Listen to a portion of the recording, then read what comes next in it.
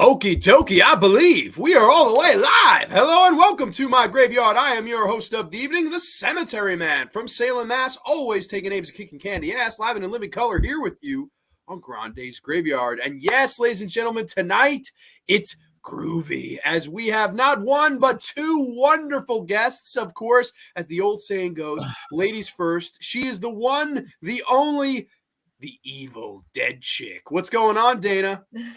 Not too much at the moment, but I've got a lot of stuff in the works. I guess Wonderful. is the Okay, way well, to I say it. figured we're doing Evil Dead ranking tonight. There is no better person to have on than the Evil Dead chick herself, and I'm very excited to hear your list. I think we're going to have some, hopefully, some surprises along the way, maybe some interesting topics of discussion. I know you've met Sam Raimi. I know you've met Bruce Campbell. I definitely would like to hear how they were when you met them. And of course, we have a Grande's Graveyard regular, a Grande's Graveyard staple in not just AJ Zetro, not AJ Zetro's Happy Fun Time channel. No, he's tonight evil AJ.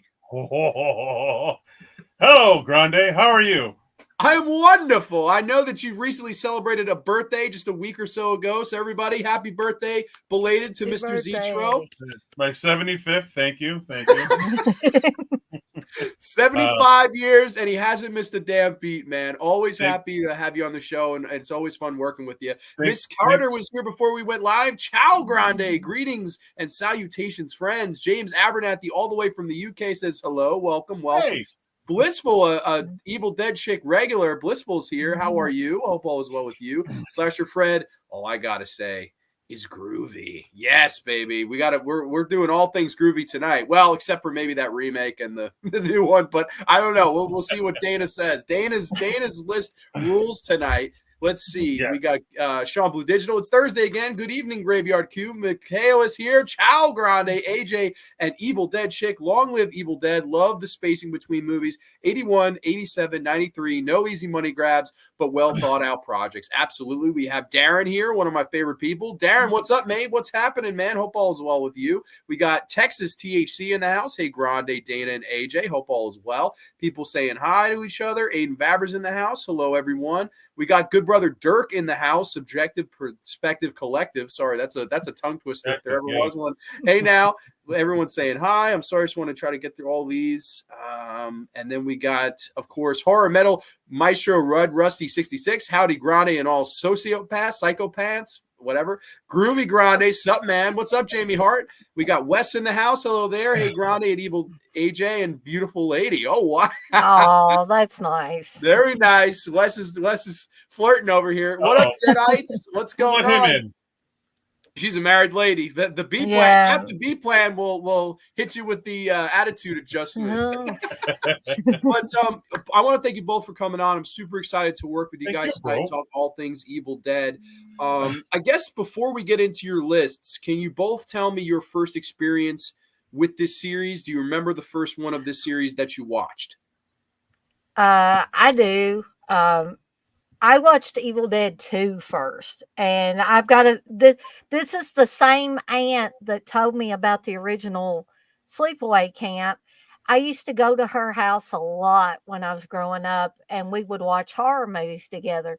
So she rented Evil Dead 2, and we watched it. And I remember she fixed chili for us to eat, and I remember her, and anybody that has seen an Afghan knows it's got holes in it. So if you put it up in front of your face, it's not really going to block anything out. So she was doing this every time something would happen on Evil Dead 2. She'd be, oh, oh, but that's my funny story about Evil Dead 2. But that was the first one I watched. Your aunt sounds like a great lady. I mean, she introduced you She to is. Sleepaway Camp. She introduced you to Little Evil Dead. I mean, that sounds like it has some sentimental value to it. So that's really nice. And I like the little stories like that. My dad was the worst. He would always want to see me get scared. Like he would be like, "Turn up the volume," and I'd be like, "God damn it! I know there's gonna be something to jump out now." He's like, "Just turn it up," and I would still jump, and he would laugh and be like, "Ah, you chicken!" I'd be like, "God damn it!" Like this guy's just awful. He was awful. But what about you, Evil AJ? What about you? What was your first experience with the Evil Dead? Oh man. Well, once again, thank you. This is awesome. This is great. Again, once again on the show, on the award-winning show. Oh, what award did I win? Dana, nice to meet you. Nice to Nice to meet meet you. another Evil Deadite. Yeah, this goes way back to the hat. Did you ask about the hat? The hat. Yeah, what's going on with that hat? I'm ready for camping out in the woods. Oh. And I just oh no. Oh no. Uh-oh. Vines! Make sure it don't get up your ass crack there. Too late. Slip right in. My first Evil Dead experience. Yeah, Evil Dead 2 was the weirdest thing. I remember renting it with my cousin when it came out on video and watching it, and just because when it came out, I was probably 12, so it's a good age to be like not really scared anymore, but you appreciate the gore, but you appreciate the humor and everything. And yeah, first the one that broke me in, man, and then went on the original. I used to always see the original on VHS in the at the video store. I never rented it. I just never got around to it. So part 2 broke me in, man. It's great, and from there on, all kinds of peaks and valleys. Yeah, I mean I think a great one to start with. I think either the first 2 is you can't really go wrong. It was this movie, and it was all because I saw the Spider-Man Sam Raimi movie when I believe I was at the ripe old age of 5 or 6 in the movie theater. And I remember going home being like, that director, oh my God, I looked him up and I saw he had made a horror movie. I was like, Evil Dead, that sounds interesting. And I rented it from a Hollywood Video about a year later and fell in love with the movie. I was like, oh my God. I was like, there's a few of these. And I saw Evil Dead 2, Army of Darkness. I just love the trilogy from a childhood standpoint, and I still do to this day. I love the original trilogy. I think they're just absolutely fantastic movies, and I think the biggest reason for that for me, I know a lot of people will say Bruce Campbell. I would actually say Sam Raimi. I think Sam Raimi's direction in these movies are just absolutely fantastic, and the creativity that he brought to the table was just off the charts. So very excited to be discussing this tonight. We're just going to address the chat one more time, and we'll get right into these ranking from Dana here. We got Mernzy's Movie Mansion. Hey, Graveyard fam. What's going on, Mernsy? Hope all is well. Welcome. Anthony Chobot is here. Hey, how are you, buddy? 945 subs. Dude, you're going to be at 1,000 in no time. Sean Blue, what's up, everybody? LOL, so many people in here. Great to see. Absolutely. Always great to have a bunch of people in the graveyard. It's a graveyard smash. The last show in September before we kick off for October. We're ended it with a bang tonight. Working hard at hardly working. LOL, my standard go-to mode. Hell yeah. That's what I like to hear. What up, Sean? Ryan L says hand pink waving. Okay. Welcome, my friend. Hello, Wes and Jimmy and Mernsy, people saying hi. Jamie Hart says, I saw Evil Dead 2 in the theater when I was 14. The theater was rowdy and full of life. Nice. Great time. Oh my God. Have you guys ever seen any of these re-released in the theater? Did you get a chance to I saw Evil Dead last year re-released at the theater. It was awesome. Oh man, I'm jealous. Yeah, I was thinking that Steve and I we saw one of them at a drive-in, and I'm trying to remember if it was 1 or 2. It may have been the original Evil Dead we actually got to see at the drive-in a few years back, and that was a lot of fun. Oh, I could only imagine. I would love to see either 1 or 2 in the theater. I actually just saw this on 35 millimeter about a month or a half ago, and it was so much like I always liked this, but I loved it with a crowd. Like like in a theater, sold out theater. It just made it so much better to me than it was the best time I ever watched it for sure. I was there the first time that came out on theater. That's right, and you met Bruce Campbell which I hope you show that picture up at some point when we get there on Dana's ranking, which I don't know when that's going to be. The list is going to be a surprise to AJ and I as well. So this is all in Dana's hands. She said my name. Oh my goodness, I can't explain it. The original Evil Dead puts me to sleep. I have. Oh my goodness. Oh my. That is some controversy right there. AJ, love your Hunter S. Thompson vibe. I saw the original 3 for the first time, just all one night, so got the full treatment. That is wow. That must have been a fun night because it jumps all over the place. Strict horror movie, splatstick gore fest, and then Passion Project. I mean, it's quite the trilogy from top to bottom, but in my opinion, one of the best trilogies of all time. I absolutely love it. A couple more comments. First one for me was Evil Dead. I think it was just released on VHS. Then a few years later, I saw 2 in the theater. Okay, very cool. A bunch of people see it 2 in the theater. Army of Darkness was my first Evil Dead film I watched. I loved it so much. I wanted to check out the original Evil Dead too. So, okay, very cool stories. But let's start this show off hot, Dana. All right, we've got 5 movies to rank and absolutely 0 regrets. 3 guests. Dana, what comes in at number 5? Oh, dead last. That piece of crap. That piece of crap, Evil Dead 2013. I will, no matter what anybody tells me, that movie's a piece of crap. It's the one and only movie I ever considered getting up and walking out of the theater. Oh, wow. Okay, so these are some strong words you're throwing around. Walk me through the experience. Even take me back to when you first heard that they were going to remake it. What was your initial reaction? Did it turn your stomach? Did you have optimism? What were you thinking? No, I remember I was hesitant. I was wary, but I was pretty optimistic. And so when Steve said, "Do you want to go see it?" I was like, "Well, yeah, it's Evil Dead movie. Let's go see it. Let's go check it out." I think probably about 5 or 10 minutes in, I was like, I made the biggest mistake of my life here. And Steve was like, I was looking over at him and he was like, what? He's like, this isn't bad. I'm like, what have you been smoking? That's what I wanted to ask him. What have you been smoking? And other people in the theater were like, oh man, they were just loving it. And I'm sitting here just shaking my head. And when it was over, I looked at Steve and I said, that was the biggest waste of my time. I want my time back. Please, for the love of God, I want my time back. Get out of my life. So, yeah, not a real good experience, John, once I got to the theater and I actually started watching it. I love that story, and we will definitely expand onto why you think is the biggest piece of waste of time or shit or whatever the hell you want to say. But I got to hear, Evil AJ, man, what was your first thoughts going into the theater when you saw it? Did you see this in the theater? What was your first experience with it? I'm curious to hear this story because I don't know it either. I think I did see it at the theater. I believe I did. Well, back then, it wasn't really like it didn't seem like every week there was another remake, redo, revamp, whatever the crap you want to call it. Back then, I mean, there were some out, but it seemed kind of not as much. So I don't know. I was kind of excited about it. I didn't really have such a bad taste in my mouth for remakes at that time. And when I first saw it, yeah, I thought it was okay. Definitely not in the league of the first 3 for sure.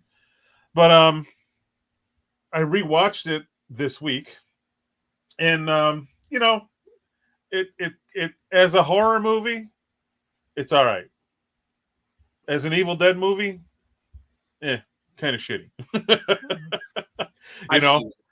I mean, it's all right. Like, I'm sure another one we're going to talk about soon here. Take all the Evil Dead references and all that stuff away from it, and you got an okay horror movie. Call it something else. Call it Evil People, or I'd rather sit through a movie and watch it and be like, "Oh, they ripped that off from Evil Dead. Oh, they ripped that off from Evil Dead." Instead of sitting through a movie that they're trying to pawn off as an Evil Dead movie. I'd rather have someone just come out and just, you know what, yeah, we're gonna rip it off, but don't worry about it. It's still gonna be fun, and it probably would have been, but no, it's definitely. As a horror movie, 3. As an Evil Dead movie, 2. Maybe something like that.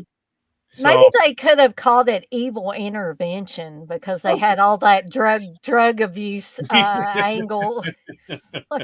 Yeah, I do agree with AJ that if they had called it anything except Evil Dead, I might have still not liked it, but I probably wouldn't have hated it as bad. Right.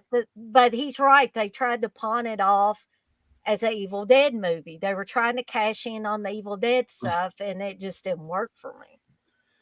Yeah, I remember this is back in the days where I wasn't even old enough to see R-rated movies. So I remember we went to the Seaford Cinema and we fucking snuck in to like Theater 8. It was like a grimy fucking theater, man. Like there was literally, it looked like somebody shit and just wiped on the walls. Like it was just the biggest shithole theater. But I'm going.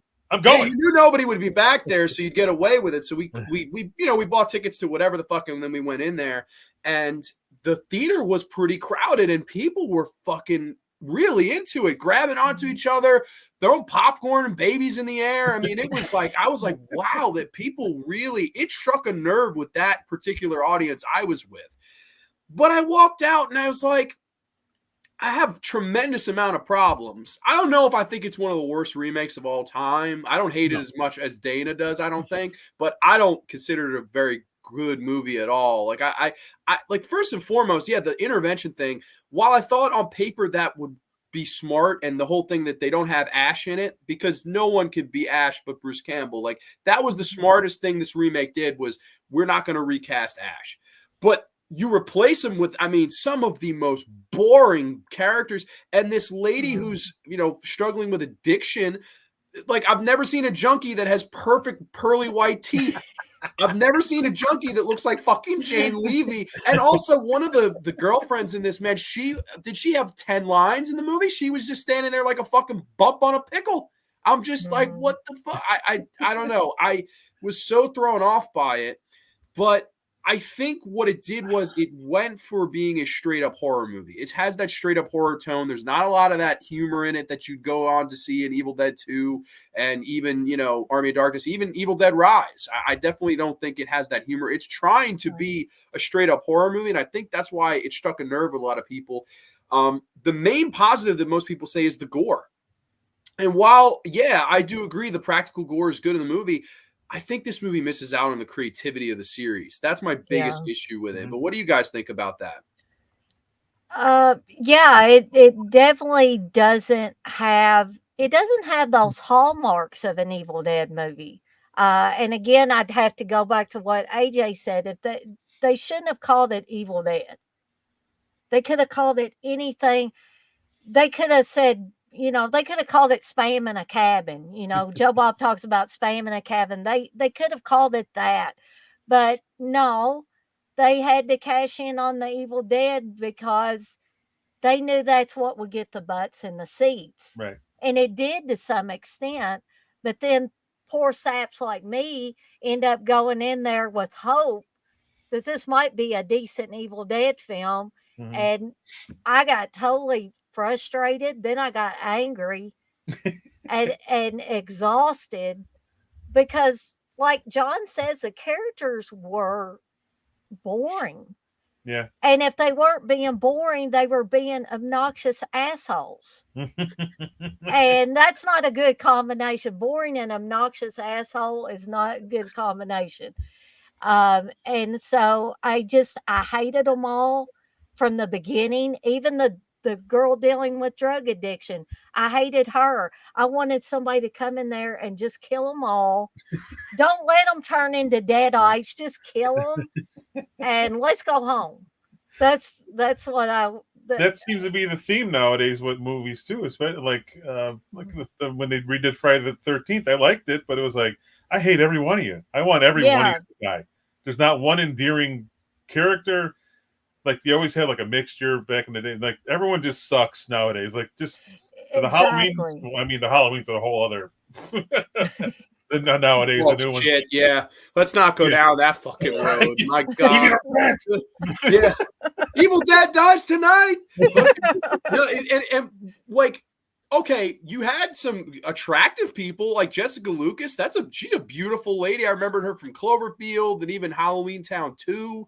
I was like, okay, at least you have, you know, she's like the first one to go. And they have her boyfriend. It looks like he just wandered off the set of Texas Chainsaw 2003 with the fucking that shitty haircut and the glasses and hey, I'm like, yo, what the what? This guy just looks like he was taken from another set and just plugged it. Okay, here you go. You're one of the 5. Yeah, I don't know, and like, I really just felt the characters were bad, but like I was saying about the creativity. It was so much more than gore. It was not, and it also was like, you know, everything was possessed. Like in Evil Dead 2, when the actual, you know, like the taxidermy, they're laughing at him. The lamps are laughing at him. Everything's laughing at him. I think this movie really sorely missed that, and they try to recreate the you know, it's the woods themselves, the rape scene, and I thought they failed miserably with that. It just didn't hit. It didn't have that same impact for me as the original movie did. I just felt like this is one of those movies that it's so hard to remake, and I don't know. I feel like this is one of the untouchables. I really don't know if I ever would have tried to remake Evil Dead, but with that being said, it did strike a nerve and it made a lot of money. It really did. Yeah. I mean, a lot of people really dig this movie, and I see in the comments, I mean, there's too many to go through, but they seem to really be mostly positive towards this movie. So maybe we're in the minority here, but let me ask this. I thought that, like, upon rewatching this for the first time in 10 years, like the shit at the beginning, that did that really need to be in there? I felt it was so pointless, but I don't know what you guys thought of that. It was like watching a WB episode of something. That's what reminded me. It's like Dawson's Creek or something. Like, what are we watching? Like even some of the music was just off. I'm like, that doesn't sound like that music is not right in that part or that part. It's like, yeah, I don't know. And when some of them talk as Deadites, like all of a sudden they just become like Reagan or like, like, your mother sucks cocks. I killed your whore. I'm like, what the fuck? Like, what? Where did we go? Where did it come from?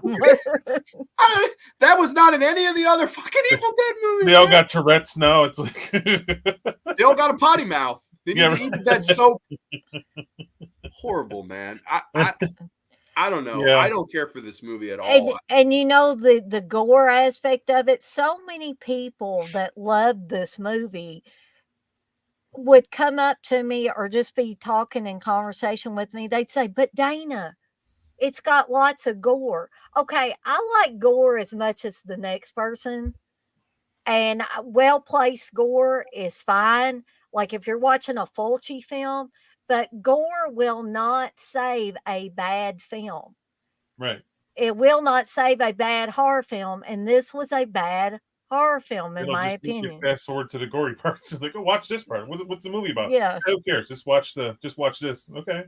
So let me ask you both this question. I know that you're saying this is a bad horror film. The director, Fede Alvarez, who ever since this movie, I mean, I know this was like his big foray and debut, really. I know he's produced that piece of shit Texas Chainsaw 2022 that I couldn't stand. He's had his fingers dabbled in a lot of other pieces of shit, but I remember in the previews for this, I'm not going to use CGI. You were full of fucking shit. You used plenty of CGI. I don't know why he lied about that. Don't say that's not going to happen and then you know, whatever. Right. There is practical, and the practical is good.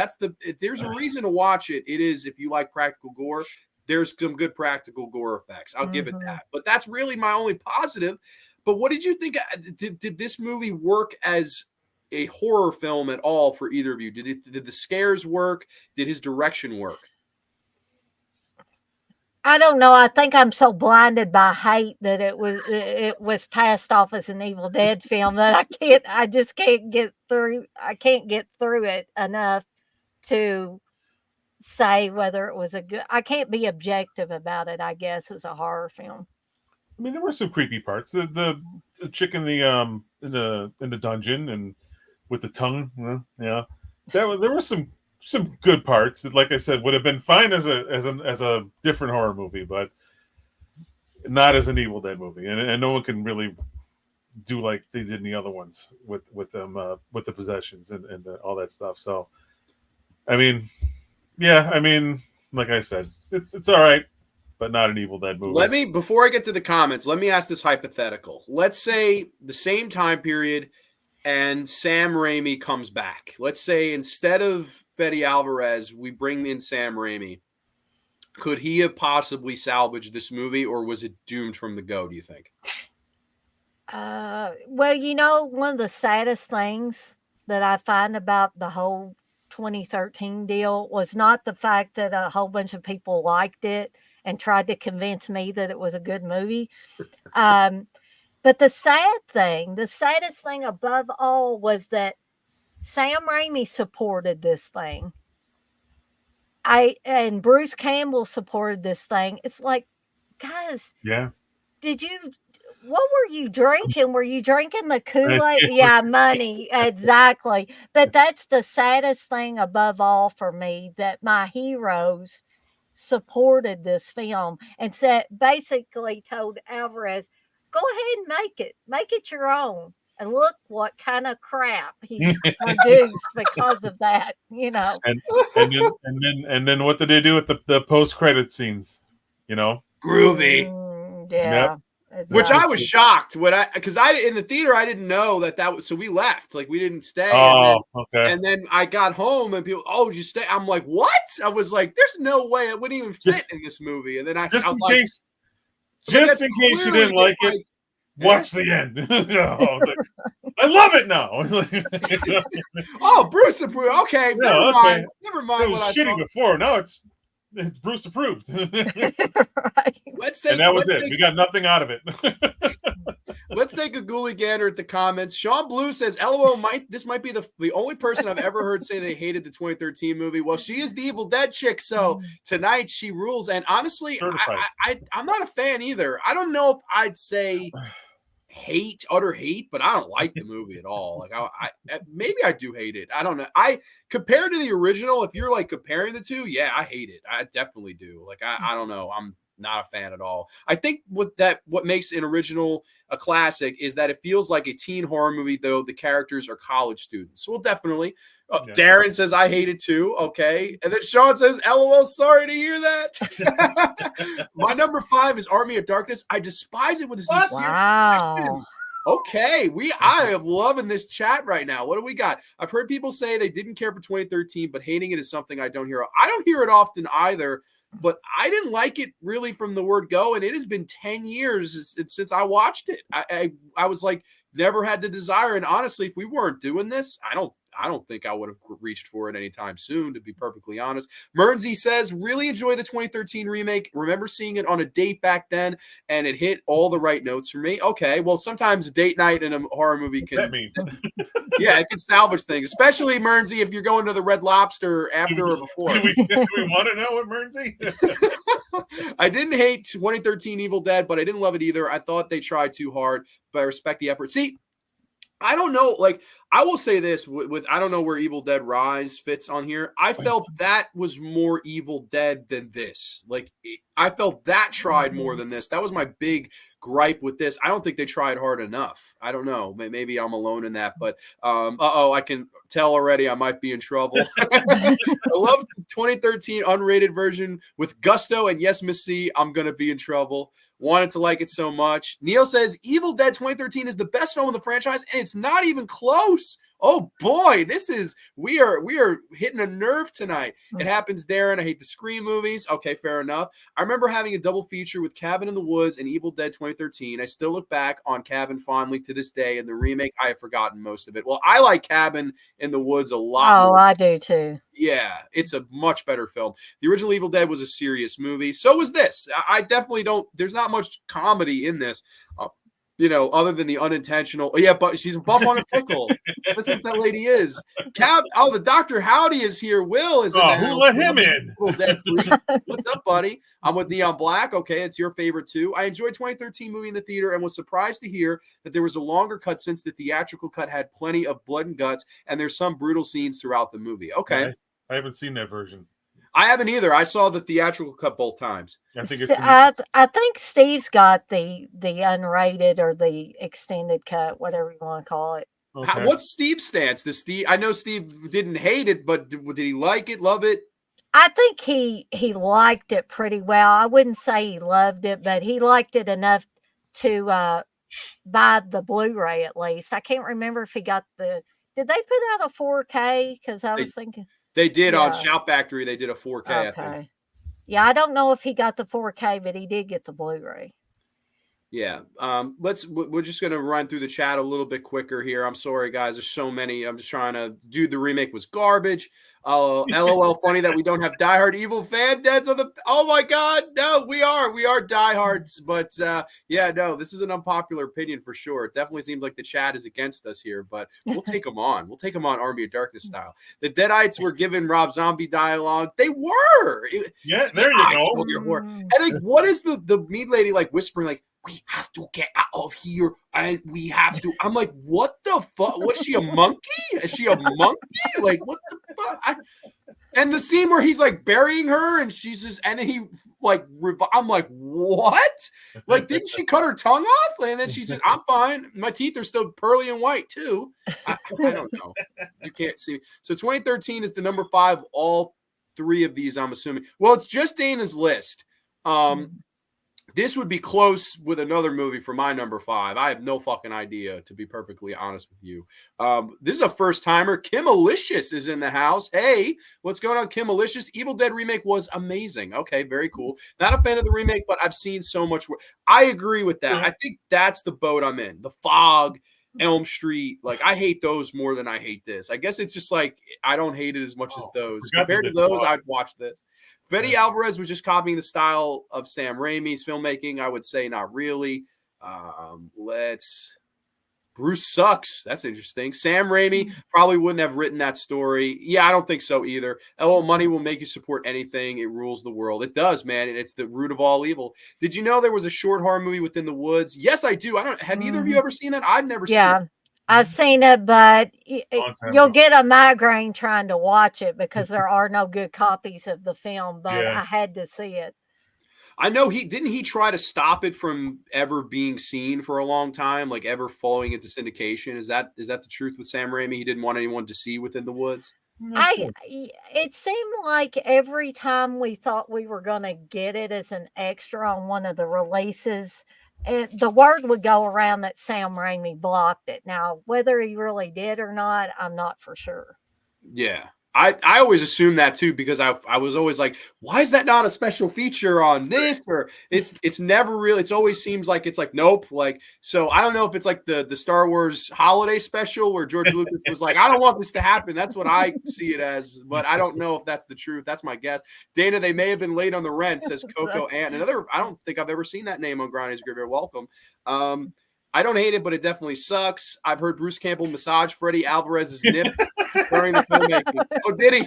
That's wonderful. That's worth the price of admission. That's an image I don't want to think about. That's not a groovy image. No. Maybe needed a merman. Definitely needed a merman. Miss me, Dana. Heart. Okay, so maybe she's one of your friends. I don't know. I think this is somebody acting like they're Kim Malicious from the Dead Pit days. Is what I think that is. Oh, okay. All right. Fair enough. Everything flat out sucks. Well, fair enough. That's a perfect segue to move on from number 5. Dana, what do you got for us coming in at number 4? That's going to be Evil Dead Rise, which a lot of people hated Evil Dead Rise. I know Uncle Bill hated Evil Dead Rise, and he talked about it when I did that not spoiler free review where we had a bunch of people on my channel talking about it. He absolutely hated it. Steve didn't hate it, but I don't think he liked it as well as 2013. But when we went to the movies again, I was wary of it because I'd already been burned, so I was wary. But once I got into it, I was like, this isn't too bad. And I think AJ said it earlier. This one was more like an Evil Dead movie than Evil Dead 2013. Yeah. There were some things that were kind of, but I asked this about half the horror movies that are out there. Why did they do that? Like some people said, why did he play the records? Why did he do that? He should have known that wasn't a good idea. Don't pick up the book. Don't play around with it. But they've done that in every damn movie that's been before it. They get the Necronomicon out. They read it. They know they shouldn't. They play the reel-to-reel tape. They know they shouldn't. So that didn't bother me. And I also, I like the characters a whole heck of a lot better than I did Evil Dead 2013. Now, Steve had a problem with some of the characters, and I don't want to get too controversial on here about this, but for instance, he didn't like the brother. He was like, the brother had to have been a girl at one time. That's just all I'm going to say about that. I'm not going to go into, because I don't want to offend anybody. But he said that he didn't see why they needed to put that in there. Why did they need to throw that in there? He didn't like the mom being a tattoo artist. And I was like, what difference does that make? If the mom there's moms out there and dads too, I'm sure, that are tattoo artists. Why did that bother you Her so much? Birkenstocks bothered me. Those Birkenstocks are fucking horrible. But yeah, I mean, I had a whole hell of a lot of fun with it at the movie theater. I had zero fun, absolutely zero fun with 2013 Evil Just a Dead. big plate of sadness at the other one. Yes, exactly. Isn't that funny what difference a decade makes? So you went in the same kind of weary, worried, and you walked out having fun, and then Steve walks out kind of like blah. It sounds like that at least. Yeah. AJ, what about you, man? Did you catch this in the theater? Oh, fuck no. I'm like, I'll wait for it streaming somewhere. So, but this is just like this should be a sequel to the last one, and well, they should both be called something else, but not Evil Dead. Evil high rise, evil, whatever the hell you want to Evil call Intervention is what we're going with. I think that's it. great. Yeah, whatever. This should have been part 2 of the last one, and it was like I said, the same thing, same as the other thing. Not a bad horror movie, but just don't call it Evil Dead. But for sure, it's definitely a little bit better than the one before it. I agree with you on that one, Dana. A little bit more enjoyable, but just weird and more gore. Which okay, just keep throwing a gore at us, And I didn't understand. I didn't understand that the boss battle at the end from Resident Evil or Dead Space or whatever the hell I didn't. I was like, okay. I was like, what, are we in a video game now? But like I said, this erase, just get rid of the Evil Dead, get rid of the Necronomicon, get rid of all the other stuff, and then you have an all right horror movie.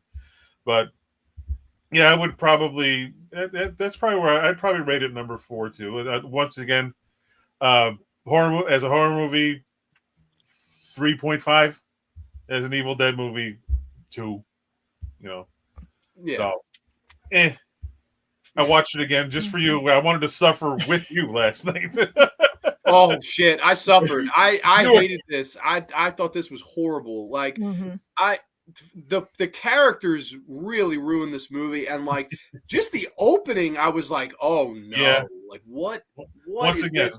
Right away, you hate the dude. The first dude you see, you hate him. Like when it opened, I went, okay, the camera being right away. That was cool. I was like, that's Evil Dead. I didn't get enough of that, if at all, in the 2013 movie. I felt like he didn't use the camera like Sam Raimi did. Yeah. Then I was like, could I be in good hands? And then of course the fucking crazy lady that's Deadite, and she just in one full swoop scalps that lady. I'm like, what? And that was kind of cool. I was shocked, and then all of a sudden she's spitting up bukkake all over the place. Yeah, that was kind of weird. and then she's floating over the sea like she's fucking Moses, and Evil Dead Rise. I was like, oh shit. I was like, I'm in fucking trouble. And then it's trying to be Demons 2, or hell, maybe even Child's Play with the whole high rise. I was like, okay, let's see what they do with this. And I thought the whole setup was a joke. Like, an earthquake happens, and they find the fucking another version of the Necronomicon in a fucking bank vault. And I agree with Dana. Like, I didn't have an issue with the logic or why would you do that? Why would you do that? I didn't have that issue. I just thought these characters were boring. Like, I didn't care about any of them. Like, the mother and her sister, like, nothing there. The lead girl, she was pregnant. It didn't really lead to anything. It didn't really go anywhere. The mom has Birkenstocks and a bunch of tattoos and gets attacked in an elevator. The elevator gets possessed. At least you got something else possessed. But I don't know. I felt like while it's trying to be very Evil Dead 2, like you have the eyeball going into somebody's throat, and they really tried with the camera. I would say if there's a positive, the camera angles and cinematography I thought were Evil Dead. I was like, that's the one thing I'd give this a positive. But like, I don't know the rest of it. I didn't find it funny like I found Evil Dead 2 funny. No. Evil Dead 2, I Mhm. think, is funny. This, I didn't laugh at all. Like, I No, just, they weren't. I don't think they were going for funny. Mm-mm. you They were don't going more for like the original, I would think. But really. why? You think they weren't? They were going I to thought try and I get thought funny? the remake was going more for the original. I saw this as going more for Evil Dead 2. That's Huh. more what I saw. But what do you guys think? You Mm. Well, the disagree? It's eyeball fine if you gag. do. They had the Shining with the elevator. You know. Yeah. Yeah, yeah, Hey, where did I see that before?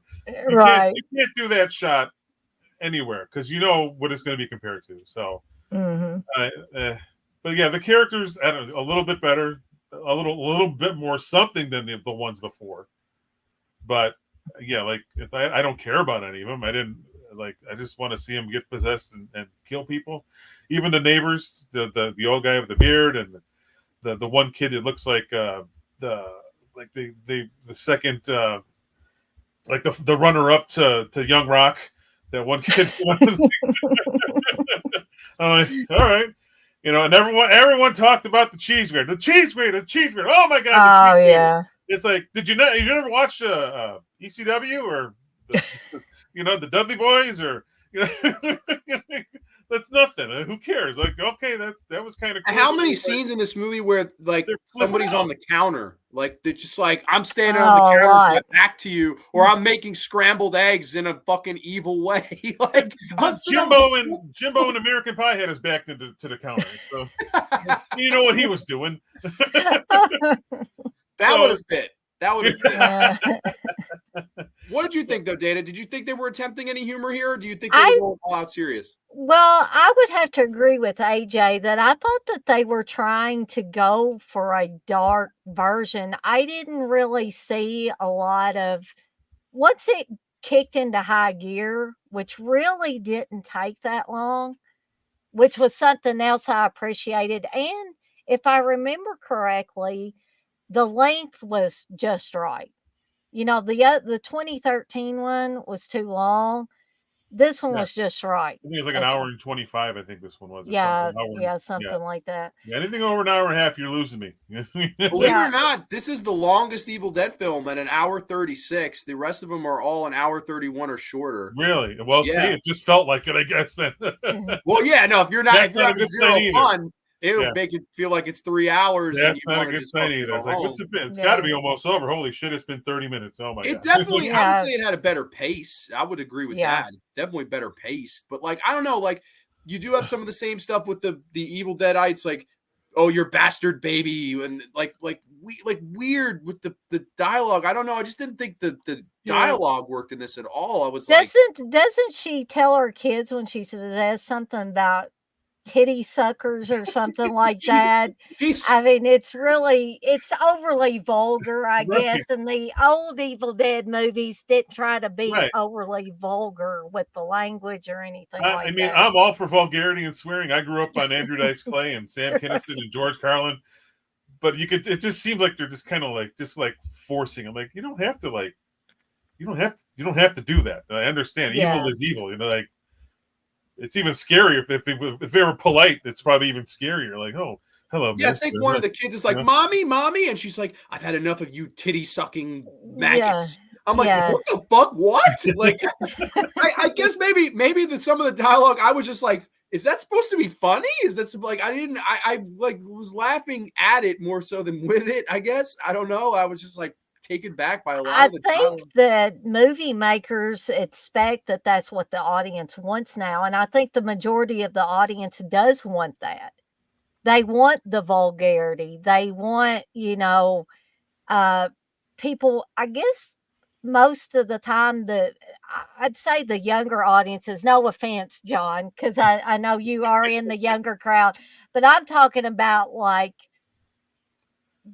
probably the 20 and under crowd, I would say, is the ones usually that like all this, the ultra vulgar stuff, the all the sexual innuendos, or maybe not innuendos. They're just saying, "You want to fuck or whatever." I'm not trying to be dirty here, but that's how the movies Right. are. It's just like they just go up to somebody and just the next scene, they're in bed together or on a couch together, or on the floor, the kitchen table, whatever. And you didn't used to see that Mm-hmm.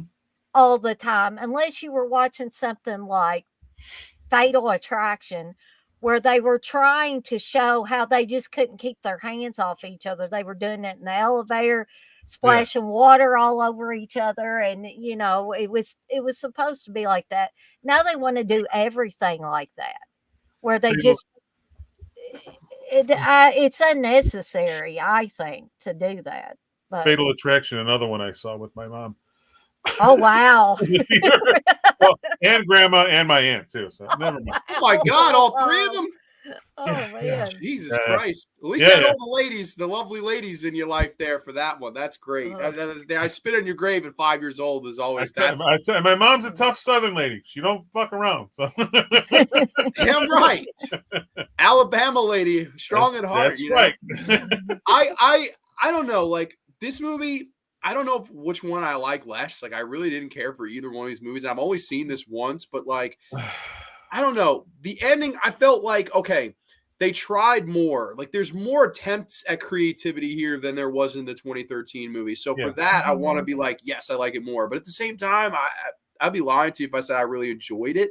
Like the Right. finale with the fucking thing morphing, I'm sitting there, I'm like, Yep. I wanted creativity. This is something that hasn't been in another Evil Dead film, but does this work here? Like Resident I Evil. didn't really think, yeah, like you were saying, Evil Dead or Resident Evil Dead, Yeah. whatever the fuck, it just didn't fit to me. And the whole like talking what before she's, oh, you're going to hell, and like you're not my sister anymore, and like she pushes her in the. I'm like, I just was like, I've seen this in a lot better movies done. Like I felt like the whole family aspect was really what they missed. I didn't give a shit about them.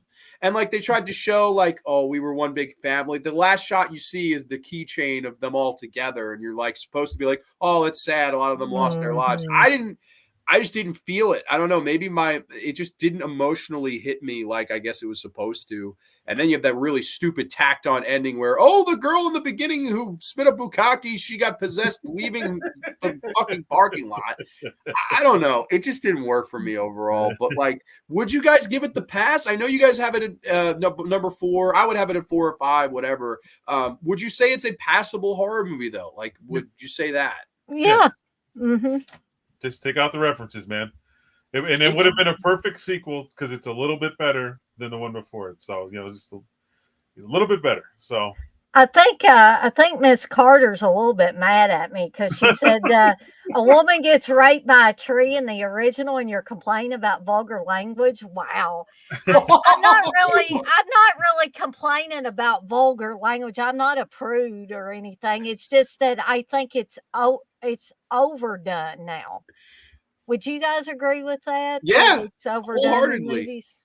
Mm-hmm. yeah, I mean, just to do it. It's like I said, I'm all for vulgarity. I It's would gotta even come take naturally though. a step Right. further than the vulgarity. I think the gore is just done for the fucking sake of let's fuck it. Like Yeah. look at how many people went crazy about that Terrifier sequel. Like that to me is the prime example of the demographic right now. And I know Right. you were saying 20 or younger.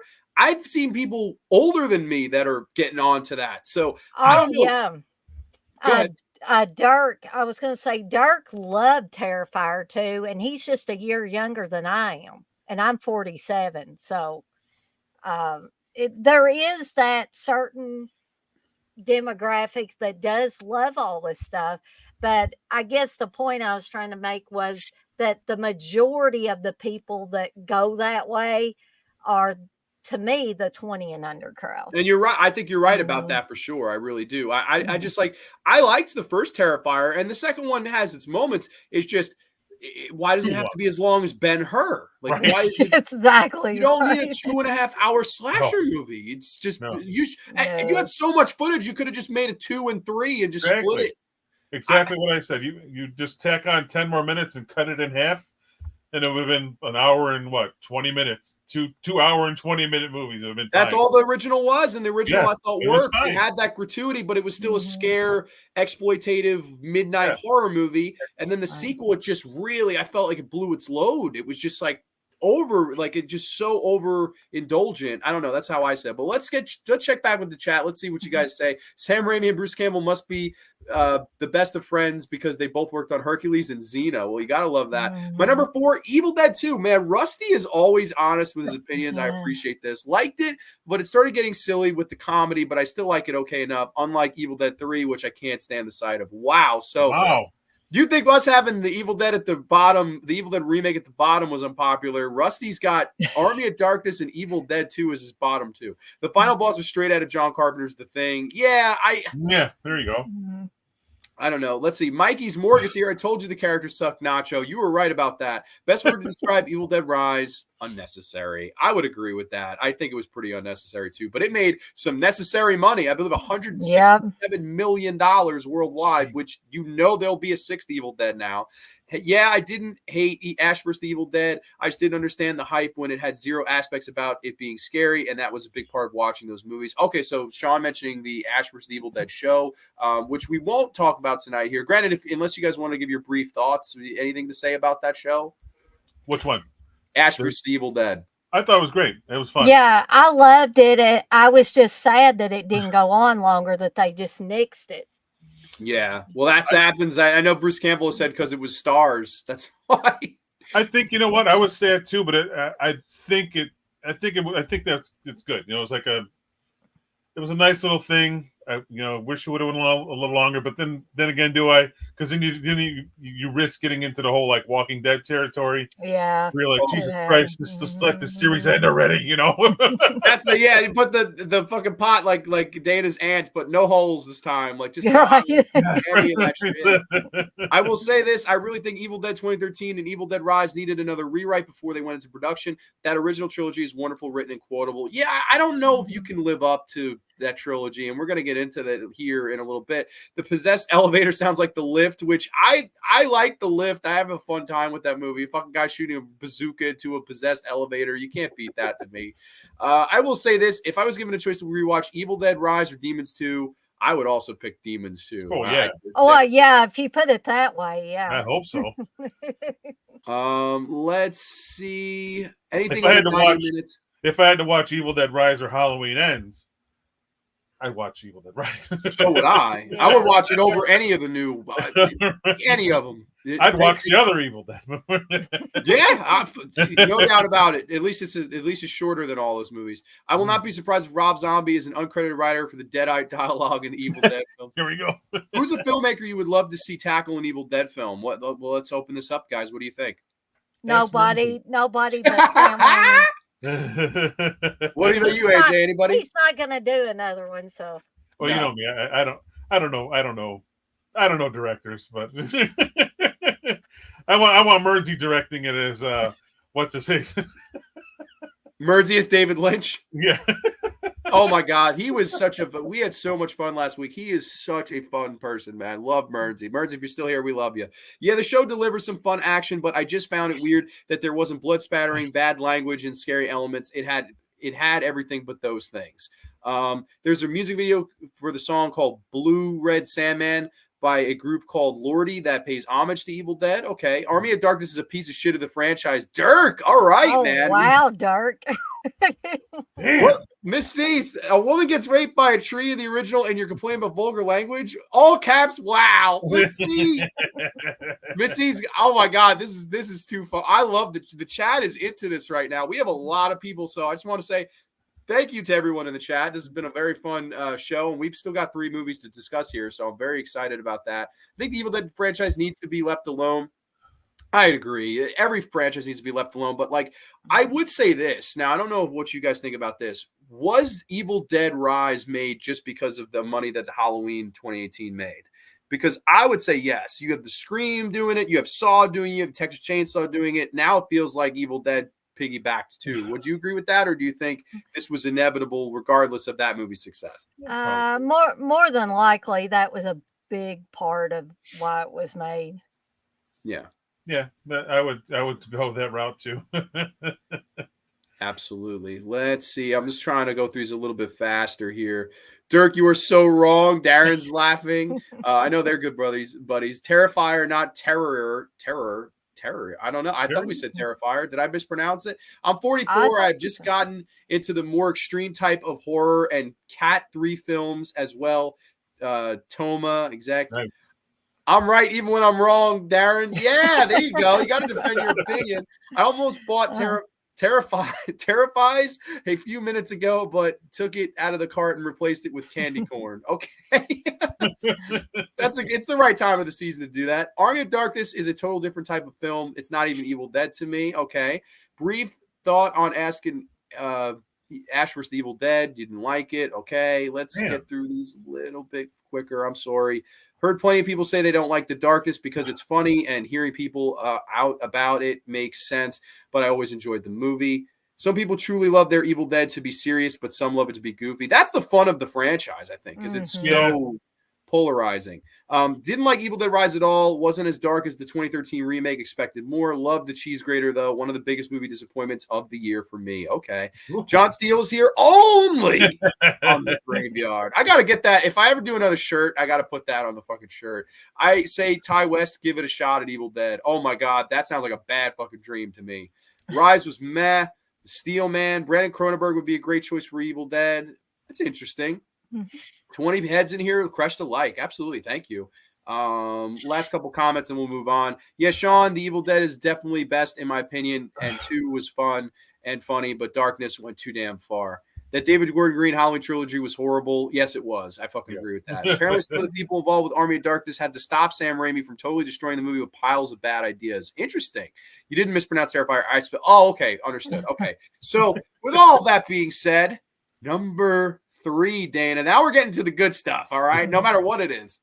Well, it's probably going to be disappointing to you guys and probably the people in the chat because this probably isn't going to be too controversial, but 3 is Army of Darkness for me.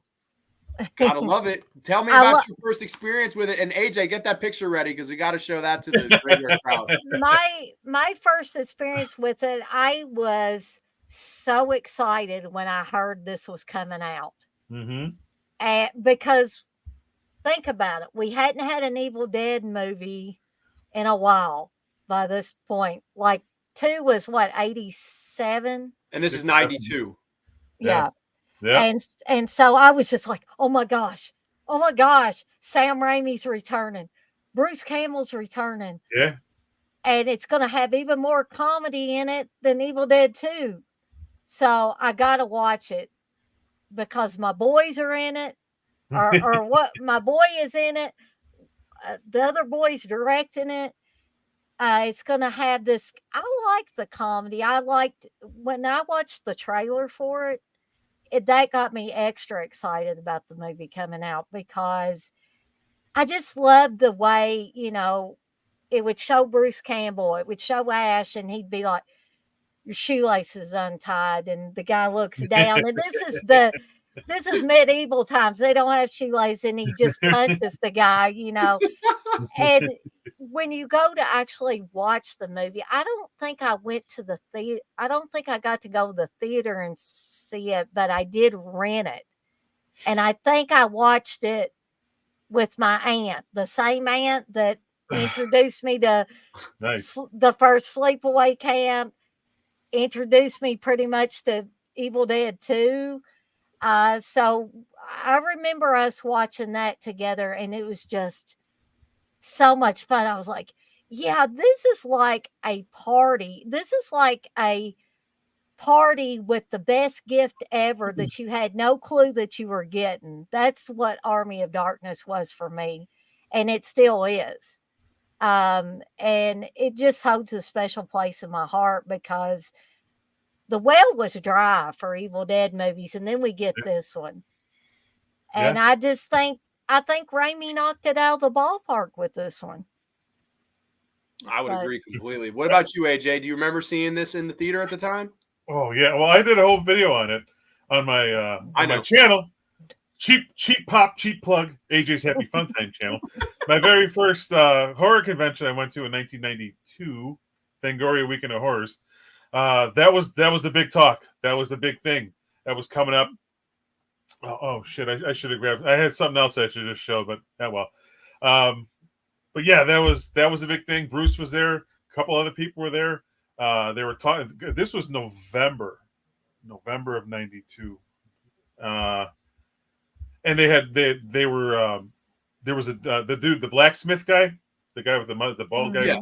He was there, and he had like a little trailer, not even a trailer. It was just like wow. clips playing with like the miniature. I'm like, oh my god, this is gonna be great. And yeah, I was excited too because yeah, like you said, it's been a few years, and you just didn't get stuff like that back then. And the hype and the excitement and everything, and it was all good. It's a really fun movie, and I don't know if it's just that extra fun because I was there, I lived through it. You know, I saw two, but I didn't go through. I didn't follow it. You know, I didn't like get all these little nuggets and get there finally. I just saw it. But Army of Darkness, I lived through it. You know, I was there, and I was through the hype. And when they were talking about like even before, like, oh, there's something. Evil Dead 3 is going to be coming out. Like, Evil Dead 3, like, yeah, like, oh, sweet.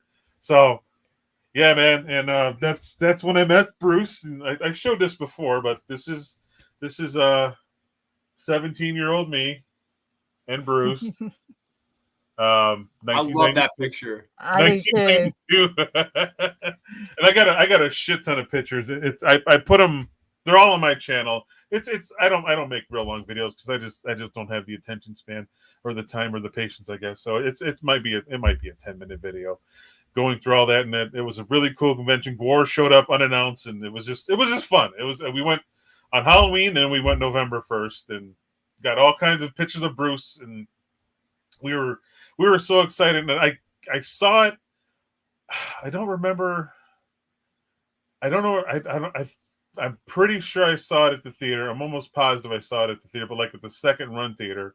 But I remember seeing a work print copy on VHS of it. Uh, they would sell like these bootleg at these conventions. I don't know if I got it there. Or I don't know if it was there. I got it somewhere somehow, and it's a copy of a copy of a copy of a copy of a copy. So it's like I've made that comparison before, like watching something through sunglasses, like you're watching TV with sunglasses on in the inside. That's how the quality looked. But I saw all that stuff. I saw the extended little guy scene. I saw all that stuff, and the original ending where he takes the extra. Was it what the hell was it? I forgot the original ending now. He didn't. You guys probably know, Yeah. but Oh, where he took too many of the the drops drops. of the stuff and he fell asleep too long. And when he Yeah, he came got the out of beard. the cave or whatever, he Yeah, had this long beard, yep, like yeah. from I Bible saw that. times or something. Yeah. I saw that, and I was like, Mm. "This is awesome!" And it was a really great time. Um, I guess yeah, I'd probably put it at number 3 too. I mean, but it's so hard to. The first 3 are just so hard to. I know my number 1 Yeah. and my 2 and 3 kind of go like that, and I definitely know my 4 and 5. So, but it was a good time, and I'm glad I was there for it. So my wife really likes it, so that's probably the one we watched the most because the first one just like scares the shit out of her, and the second one she likes, but the third one she really likes. It's got a little horror, it's got some adventure, it's got comedy, it's got like the soundtrack too. It's like the soundtrack to Army of Darkness is like it's another level. It's just I don't know. It's a fun movie, and I like it a lot. So tops number 3 for me too. Yeah, no, hey, it's so cool. It's like how you could take us back in time and you remember the specific dates. Like that's incredible. I love that picture of you and Bruce, man. It's awesome. Like I actually I wish I had been alive at this time because it sounds like the hype from both of you was real. And like Yeah. that's just so awesome to me. Like there's so few times in my life where I can remember being that hyped up for a horror movie and going to see it. And like I think that's just so cool right off the bat. And I love this movie. I've always liked it. But until, like I said, I saw it on 35 millimeters a month and a half ago. Now I love it. Like to me, with that movie with a crowd, a sold out, packed ass crowd is the way to see it. Mm-hmm. And it was like a time machine. Like I'm 35 millimeter. I'm watching it with a sold out crowd and we're just all laughing, having a good time. And like, I just love everything about this. I like that instead of the first two where we're in a cabin in the woods, they change up the setting. And I think that was necessary. I think if they'd done a third movie in the cabin in the woods, it might not have worked. But do medieval times and have the M. Beth David's character with the giant chest, and I've always loved watching her. She would go on to be in like Matilda. She was a big like childhood crush of mine. Always loved her. So she was great in this, and like just some of the dialogue, like first you want to kill me, now you want to kiss me. Blow. Like just Bruce Campbell literally dials it up to like the first movie he's ordinary man, extraordinary situation. The second movie he dials it up to 11 and then maybe 20 by the end of the movie with all the physical comedy and acting. This movie he's dialed up to as high I think as he's ever been, and it is tremendous. I think of his performances, I would say I like Bruce Campbell the most in this movie. I think he makes this movie in particular. I just love him in this movie. He's so fun. This is my boomstick. He's just electric in this. That's just what we call pillow talk, baby. Yeah. I mean, he's a jerk and he's an asshole, but he's one that you cannot stop watching because he's so entertaining. Yes. He's that's the perfect way to say it. And like even when he's trying to give him the instructions of the words and how to say them, I got it. Yeah. I may not have said them like 100% correctly. That I love that. And some of the stuff when he's in that graveyard, and no pun on Granny's graveyard, but like fucking that's those scenes, man. Oh my God, I love how they're filmed. Like you could clearly tell it's probably a backlot studio type of setting. Yeah. But for some reason, it had such a gorgeous pop to it to me, man. And it really looks nice. And I just love, again, some of the creativity in this movie, like the mini ashes attacking him. Yeah, that whole scene was great. I love that. That was fantastic. And I thought it still ages well, 30 plus years later. It's absolutely wild. This movie's over 30 years old now. And I still think a lot of the effects work really aged well in this. And I love the humor. I love the action scenes. I think all around, this is such a fun movie from Sam Raimi. And you could clearly tell that this was a passion project for them. Like, I think Evil Dead 2, in a lot of ways, this only was ever made because Crime Wave bombed. Of course, I don't know if everyone knows the story, but Crime Wave was the movie. It wasn't released, it escaped. That's what Bruce Campbell always said. It escaped, it wasn't released. And that bombed, and that's why they went back to the Evil Dead well. And this movie, I think, just launch padded the rest of Sam Raimi's career. That he's doing Dark Man and he's doing, Army of Darkness. I think Army of Darkness is way more of a Sam Raimi passion project, and that's why I like it. I could see a lot of Sam Raimi in it. And I think that, that combination, that duo was just so magical. And I really see it as a nice fitting finale to the trilogy. And I always have. Now, let me ask this question to both of you guys. Was this well received when it came out? Because this is something I actually don't know. I know now it's well received, but did this get the universal praise when it came out? Or were people kind of like, I like the first two better in the cabin? I don't remember a lot of people talking about it is the thing. And I wasn't like close with I didn't know the people that I know now. Now I could just remember when we saw Army of Darkness, but I wasn't hanging around those people at that time. And so I didn't, in my small town, when I would talk about horror movies, people would look at me like I put my clothes on sideways. They just, I'm with a whole new set of people now.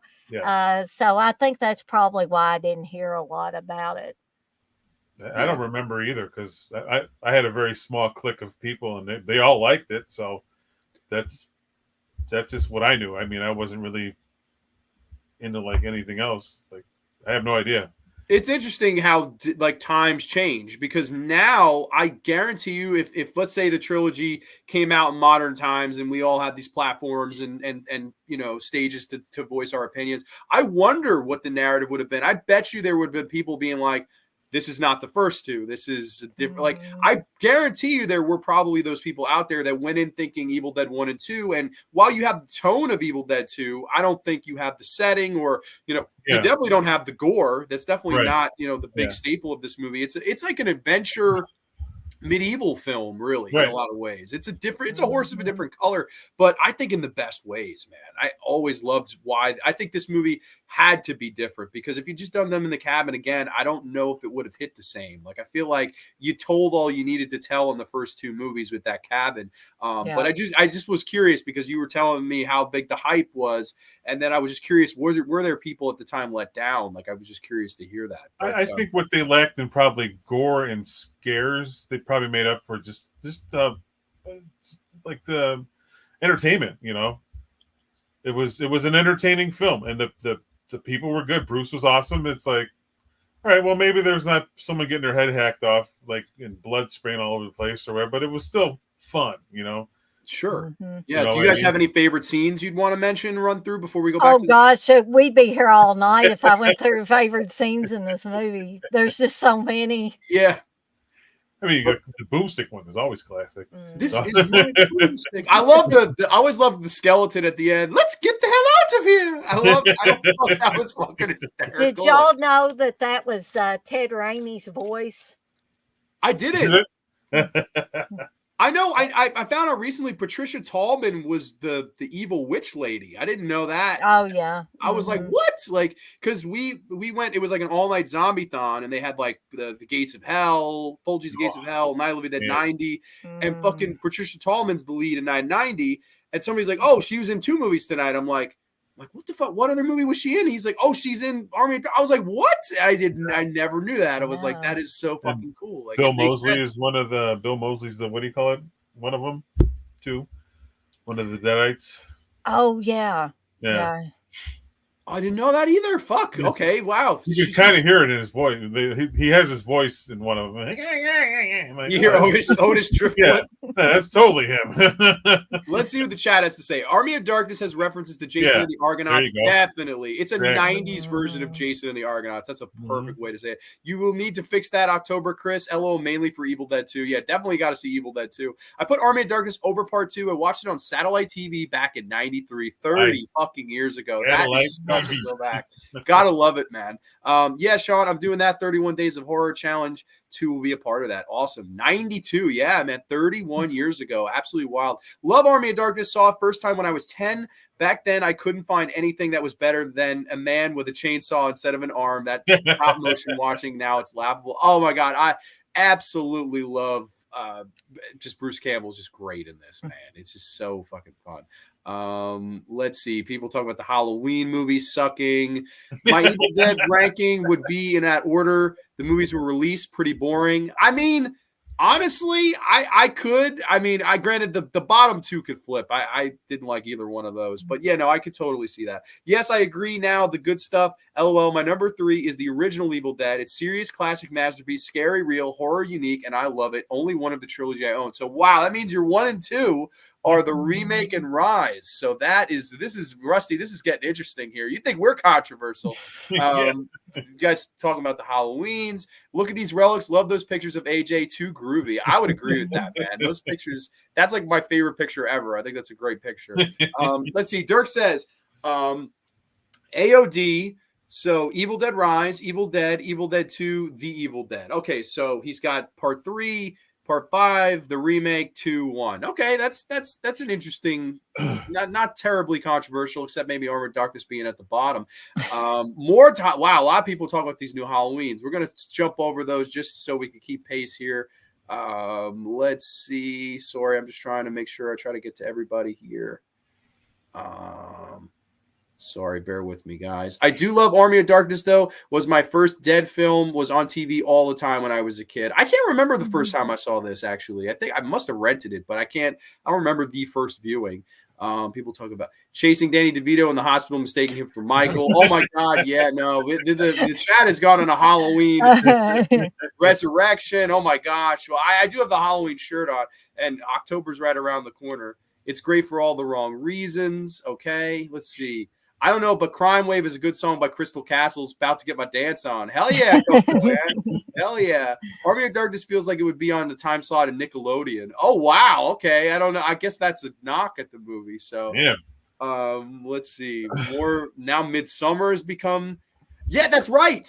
Bridget Fonda's randomly in the opening of this movie. I always remembered that too. Yeah. Yes. Because I thought she'd show up at some point, but no, that's it. Like she's just kind of thrown in there. Let's see. More talk about this. So let's keep going here. King Gore's in the house. What's going on, Gory Corey? Hope all is you, man. Let's see. Evil Dead 2 remake, Army of Darkness, Evil Dead Fries. That's what I call it now. Evil Dead Fries. I have to check that out. Texas. Okay. Still talking about that stuff. Howdy. Okay. So that's everybody's thoughts on that. Unless anything else you guys want to mention before we move on to number 2? I don't think so. No problem. We got 24 people in the house, Dana. What is number 2? Evil Dead 2. See, I told you it wasn't going to be too controversial when we get to these. Walk me through it, Dana. What was your first viewing with this? Because this seems to be, I know it's I would say the majority of people actually tell me they like this better. And it's an interesting conversation. I like the original better personally, and I know that you do as well. But walk me through it. What was your first viewing of this? And what did you think? This was one I watched with my horror-loving aunt. I had one aunt on my mom's side that loved horror movies. I had another aunt on my mom's side that she wouldn't touch these things with a 10-foot pole. But I'm thankful for my Aunt Sandy. I love my Aunt Pam, but she was not a horror fan and would not let her kids watch horror for a long time. But so this is the one that Sandy and I rented and watched, and we had chili. I clearly remember having my big hot bowl of chili, and I was just like eating that chili. It's a wonder I even know I ate anything, because I was just like, oh my God, this movie is so much fun. It's so much fun. And, it's a wonder that I put the original Evil Dead first, because I had so much fun with this one when I finally did. Well, I'll just say this real quick. When I finally did see the original one, the first one, I was like, wow, this is really dark. And this is like got green and black and red blood hitting Bruce Campbell in the face. And, so, but I had a lot of fun with it. And I think part of that fun was watching it with somebody that, even though she was trying to hide her face with an Afghan that wasn't working, she was having a good time too, because this is a movie that we talked about after it was over. And we didn't always I bet we talked for a good half hour to 45 minutes about this movie after it was over, just because both of us liked it so much. And it had everything that a horror movie should have in it, and everything that the studio would let Sam Raimi get away with when that movie came out. But it also had the fun stuff. I don't know if y'all have ever seen the George Harrison video for Got My Mind Set on You. But if you watch it, there are lamps and stuff and deer heads that are singing along with him to the song. Yes. And I always thought, I wonder, if he was influenced by the Evil Dead 2 when he got ready to do that video. Because I can't remember when that particular video, I can't remember what year Got My Mind Set on You came out. Or if it was the reverse, if Sam Raimi was just going through MTV or something one day and saw this George Harrison video and said, hey, that's a cool idea. I'll put that in Evil Dead 2. I know Weird Al did a parody of that song. Yes, he did. I think it was 88 that album came. Even worse. This song is just 6 words long. This song is just 6 words long. And it's all your song is just 6 words long. Mm-hmm. And I think that was 88. So they're very close. That's for sure. Yeah. But, yeah. I always think of that, now when I think about Evil Dead 2, I have to think about the George Harrison song too. So, Nice. What about you, AJ? Do you remember your first time watching this? Oh my God. Yeah. I remember renting it with my cousin. We were like 12 years old and not really afraid of scary movies anymore, but of horror movies, but just enjoyed the gore and the funniness. And it was just so much fun to watch as a kid on video. And I mean, yeah, that's why it just holds a special place in my heart. And I didn't see the original until years later. I would always see it the box at the video store, but I would never rent it. I never rented. I don't know if there's just not enough. There wasn't enough. When you're a kid, you want to see if there's a lot of cool stuff on the back, then you'd rent it. I yeah. don't think Evil Dead had a whole lot of stuff on the back. Skeleton didn't draw you in? No, part 2 did. The original one though. Oh, I'm sorry. Yeah, the original one it didn't. Yeah, I don't think I saw the original one until probably high school. Yeah, with the cover, and yeah, dude, it was just so much fun, and it was one of my favorites for the longest time because I never really seen anything like. I mean, it's got everything. It's got horror and it's got funny, and that's really like where I put a name to Bruce. So I mean, like, this guy's awesome. So I've became a Bruce fan ever since. So and then took a few years, but I finally met him. But yeah. I always thought this movie was great just because they went full out splat stick. Like they completely changed the tone of the original movie, which and I will say the original movie is definitely my favorite. I think this movie changed for the better reasons though. Like there's no way you could have captured what they captured with that original movie. And so here it's just like splat stick comedy. And I thought, nailed it. Like just all the stuff with Bruce Campbell versing his own hand. You're right. Yes. Yeah. I've seen it 100 times, and every single time I laugh and enjoy it and am entertained like it's the first time I've watched it. Flipping himself over and this ends now. Like, cutting off his arm, and then the scenes where the fucking all the things, the lamp and the taxidermy and the deer, they all start laughing at him, and he just kind of crosses his eyes and starts laughing with the guy. It's like, it's funny. They're all fucking laughing at me. This guy's awesome. Oh my God, just a riot. And then of course you have character actors like Dan Hicks, who I always remember from Intruder, which was a couple years. I'm just crazy about this star. I love Dan Hicks. I wish to God I could have met him, because that's like one of my favorite heel turns in any movie is his heel turn in Intruder. I just think he's great. Oh God, he's great.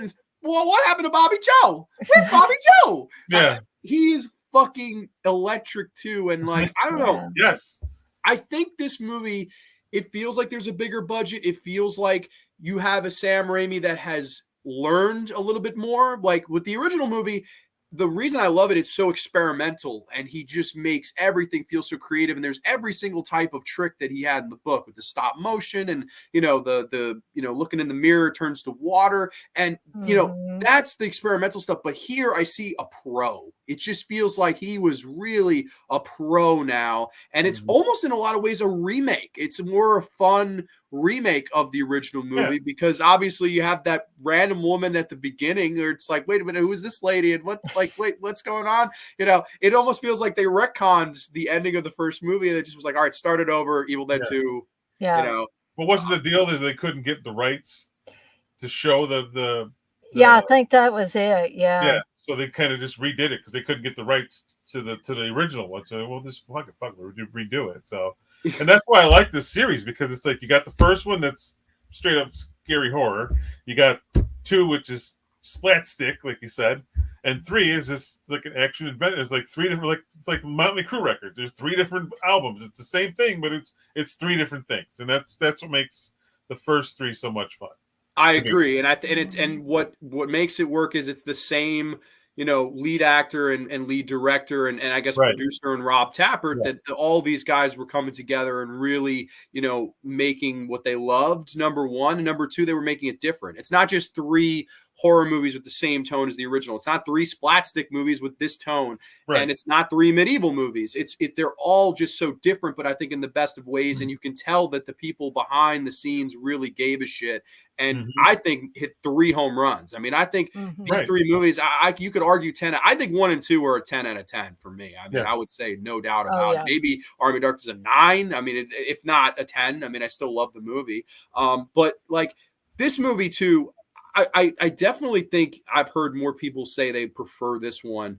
Why do you think that is? Is this a situation where Terminator 2, where Terminator 2 kind of upped everything? Aliens. Do you see that at all with this movie? Does this movie just up everything of the original film? Would you see it in that light, or what would you think? Why do you think people mostly, at least in my experience, have say part 2 over part 1? For me personally, if you had asked me the same question back when I first saw Evil Dead 2, right around that time, and then a little bit later when I finally watched the first Evil Dead, I probably would have told you I liked Evil Dead 2 better. I think again, it's an age thing with me, because I guess the older I got, the more hardcore I wanted my horror to be. And even though Evil Dead 2 is still great, I still love it, still have fond memories. When I'm thinking about which one is the top Evil Dead movie, especially of the original trilogy, now at age 47, I have to go with the first one. So I think it might be at least partially an age thing for people, but I'm sure there are other factors in there too.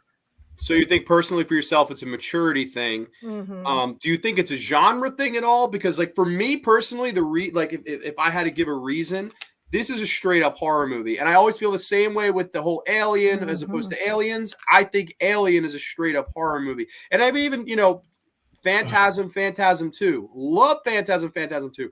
I love Phantasm better though. To me, that's the better horror movie. Phantasm 2, it ups. It has Savini. It has, Berger. Like those guys doing the special makeup effects. So they upped everything. They had a little bit more of a budget because it was a studio film as opposed to Don Coscarelli using his parents' money to fund the fucking thing and all of that. Right. Like I always kind of look at this that way. Like that's why I lean towards this. But that's not to say that it's not a great fucking sequel in of itself too. But what do you think, AJ? What do you think about this? I think 2 probably appeals to more people. You can watch it with, younger people, older people, and it's got a little bit of fun where it's not going to really freak out young people too much, and it's really not going to gross out older people too much. I think everyone can have fun with it. For what it's worth, I guess. But I think it's just a little more easy to take for everybody. I think that's probably what it is. I remember laughing at 12 years old at it, and I think even I'm sure I probably tortured my parents with it at some point, and even they weren't like totally put off by it. Like the original one is like scary, and but I think 2 is it's nice. Like the third one too. You can just watch it with whoever, a novice or a master horror person or whatever you want to call it, or mom or dad or grandma or grandpa, or your little sister, your little niece or whatever. Family film. Yeah, exactly. That's my kind of family film. Yeah. Old Yeller's is going to make you cry. Yeah, exactly. I remember I was upstate with friends and it was like late and everybody was getting hammered. And I was like, I don't drink. So let me put a fucking horror movie on in the corner. And I put Evil Dead on a really small box TV. I mean, it was like yay big. And I'm watching it and people slowly start to come over and they're trying to watch it and they couldn't get into it at all, the original movie. And they were like, dude, this sucks. And I was like, okay, whatever. And after it ended, I put Evil Dead 2 on. And those same people, they're like, oh, is this the same movie from before? I was like, oh, no, it's the second one. And they were entertained now. I'm like, oh, Mhm. okay, I see. Maybe there's a disconnect if you're not a horror fan. Maybe Yeah. that's the thing there. I don't know, but you're right. I definitely think it appeals to more people, and I Yeah. think I at least, like I said, in my experience, I feel like I've heard more people say 2 is better. But I think it's an interesting debate. I would agree with Dana and you. I would have it at number 1, but like, dude, I don't think there's any issue putting Evil Dead 2 at a number 1. I just think it's such a fucking great movie from top to bottom. I Mhm. really Especially, love I was at that perfect age. it. You know, that's really a perfect age for 10 to 12 Oh, before you yeah. like hit puberty or whatever, and when you're it's not too young still anymore. You're just like 10 to 12 is like a perfect age for stuff like for horror movies, cartoons, whatever, toys. I don't know. Absolutely. Now Let's say let me ask this though. go ahead. I think I asked you this before, but Dana, did you ever get a chance to see Evil Dead the musical? I did not. I've seen like little clips, but Yeah. never seen the whole thing. If I you would get a love to chance, though. oh my god, it is so fun. You can. I think they actually have the entire thing on YouTube somewhere. Uh-huh. It's like real quiet, but that was great. And if anyone out there, if you have, I'm pretty sure it's still running somewhere. Go see it. It's a fun time. Me and my wife, we walked in and they had the first 3 rows in plastic, and we're like, what's up with that?" Ah. And well, we found out the second act, because the first act is kind of setting you up, and it ends kind of like kind of a little bit of blood. I'm like, oh, is that what it was all for? Mhm. When the second act kicks in after intermission, then you understand why they put all that plastic on those. I think it's the first 3 or maybe even 4 rows covered in plastic. So if Wow, anyone, that sounds like a Gallagher show. They right, would do that. if anyone can go see Evil Dead the musical, go see it. And it's an R-rated musical. It's not for kids for sure. And the the the the songs are fun. The gore is fun. It's like, if you can see it, go see it. We had a blast at it, so I highly suggest it. And if you can't, then watch it on YouTube. I think even the soundtrack you can probably stream somewhere too. So Oh, cool. that's my little bit. Oh, I would love to see it myself. Yeah. I'm definitely like I'm jealous that surprised it's not out in New York anywhere. It's gotta be.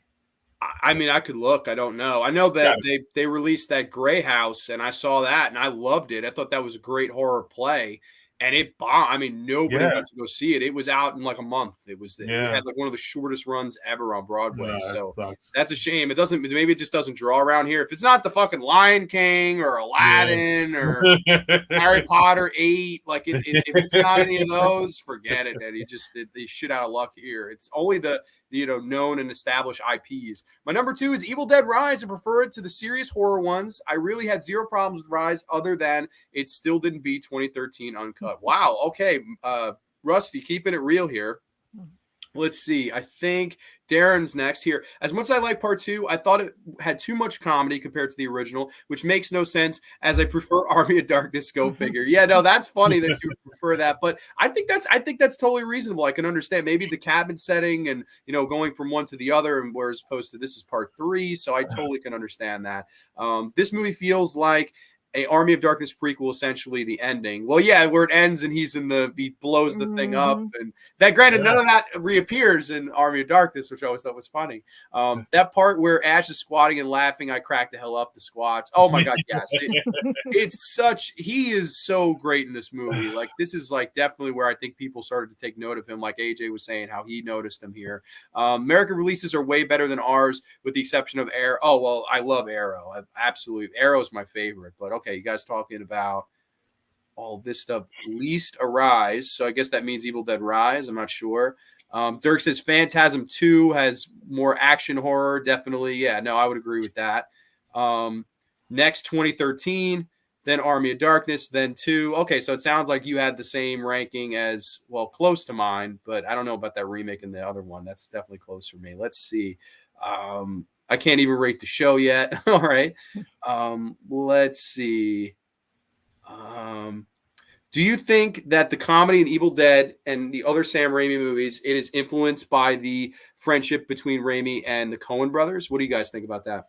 Well, I'm trying to remember, like, were they always friends from way back, or did that the friendship with the Coen brothers happened later. That's what I'm trying to figure out, and I The can't Coen recall. brothers were the writers of Crime Wave, if Oh. memory Okay, serves. yeah, they were. So I would assume that's when they met around 83, 84. And I would guess they hit it right off because the Coen brothers were right around the corner of making like Raising Arizona. And Yeah, they were coming on the scene right around the time Sam Raimi was. I think Raising Arizona and Evil Dead 2 come out the same year, in 87. I would say, yeah, I definitely could see that. I don't know if it's true or not, but I definitely would like to think that. What do you think, AJ? No, I didn't even know that until just now. So I generally go through life with my head up my ass. You know that. You're fine. There's worse ways to go. Hail to That's the me. king, baby. The Explorer of Horrors here. Hello, everyone. Nate, what's going on, man? What's your Evil Dead ranking? Because we're right now at number 1, ladies and gentlemen. Number 1. Dana, I mean, there's only one yeah. left. There's So. only one left. The original Evil Dead. And like I said, if you'd asked me this back when I was around 12 or so, I would have said Evil Dead 2. But it's changed over the years. It kind of flip-flopped around a little bit. And yeah, I did watch this one after Evil Dead 2, obviously. But man, when I watched it, it was like, now this is a horror movie. This is a horror Yeah. movie all the way. They meant business with this one. Raimi wasn't playing around. There was no studio interference that told him, Raimi, you can't have all this blood. You can't have all this red blood. You can have green blood. You can have black blood. You can have polka dot blood or whatever, but you can't have all this red blood. So he was kind of on his own. He was his own boss. He didn't have somebody looking over his shoulder or breathing down his neck and saying that he couldn't do stuff. If he wanted to do it, he damn well would do it, because guess what? He got all the money together. He got investors to put money into this film, and he just went hog wild basically with it. And you know what the funny thing is? I've heard Raimi talk about the movie, and he said we really didn't know what we were doing with a lot of stuff. Like, for instance, they got real dangerous with some of the special effects. Like, they didn't know that, you shouldn't use certain things to make plaster face casts. And the stuff they were using, the actors and actresses would say, is this supposed to be getting hot like this? Oh, Is shit. this supposed to be sticking to my face like this? And it'd be like, oh, no, we better get that off of them, and people's eyelashes got pulled off from this stuff. I know Betsy Baker and Ellen Samwise and all of them had talked about their eyelashes getting pulled off with Jesus. the stuff they were using to make the face cast and stuff. So, they didn't really know what they were doing. But for people that didn't really know what they were doing, they made a very competent, straight ahead horror film. Yeah. And we've talked about this, but I want to bring it up again. Sam Raimi's direction and the way he moves the camera is phenomenal. I have not seen anybody do the kind of shots that Raimi did unless they're being derivative of Raimi, or trying to copy him.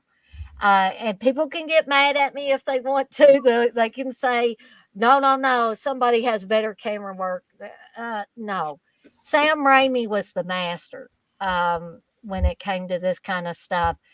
And he was always wanting to try something new. When you hear him talk about how he achieved those camera shots, I mean, this was living on the edge type of filmmaking. This was guerrilla filmmaking. Mhm. This wasn't, oh, cushy. The studio will protect everybody. No, this was wild and woolly. This was, no holds bar type of stuff. And I think that's why I have so much respect for Sam Raimi and for this movie. And why it definitely now at the age I am holds the top spot when you're talking about the Evil Dead movies. I mean, you said that so well, and Yeah.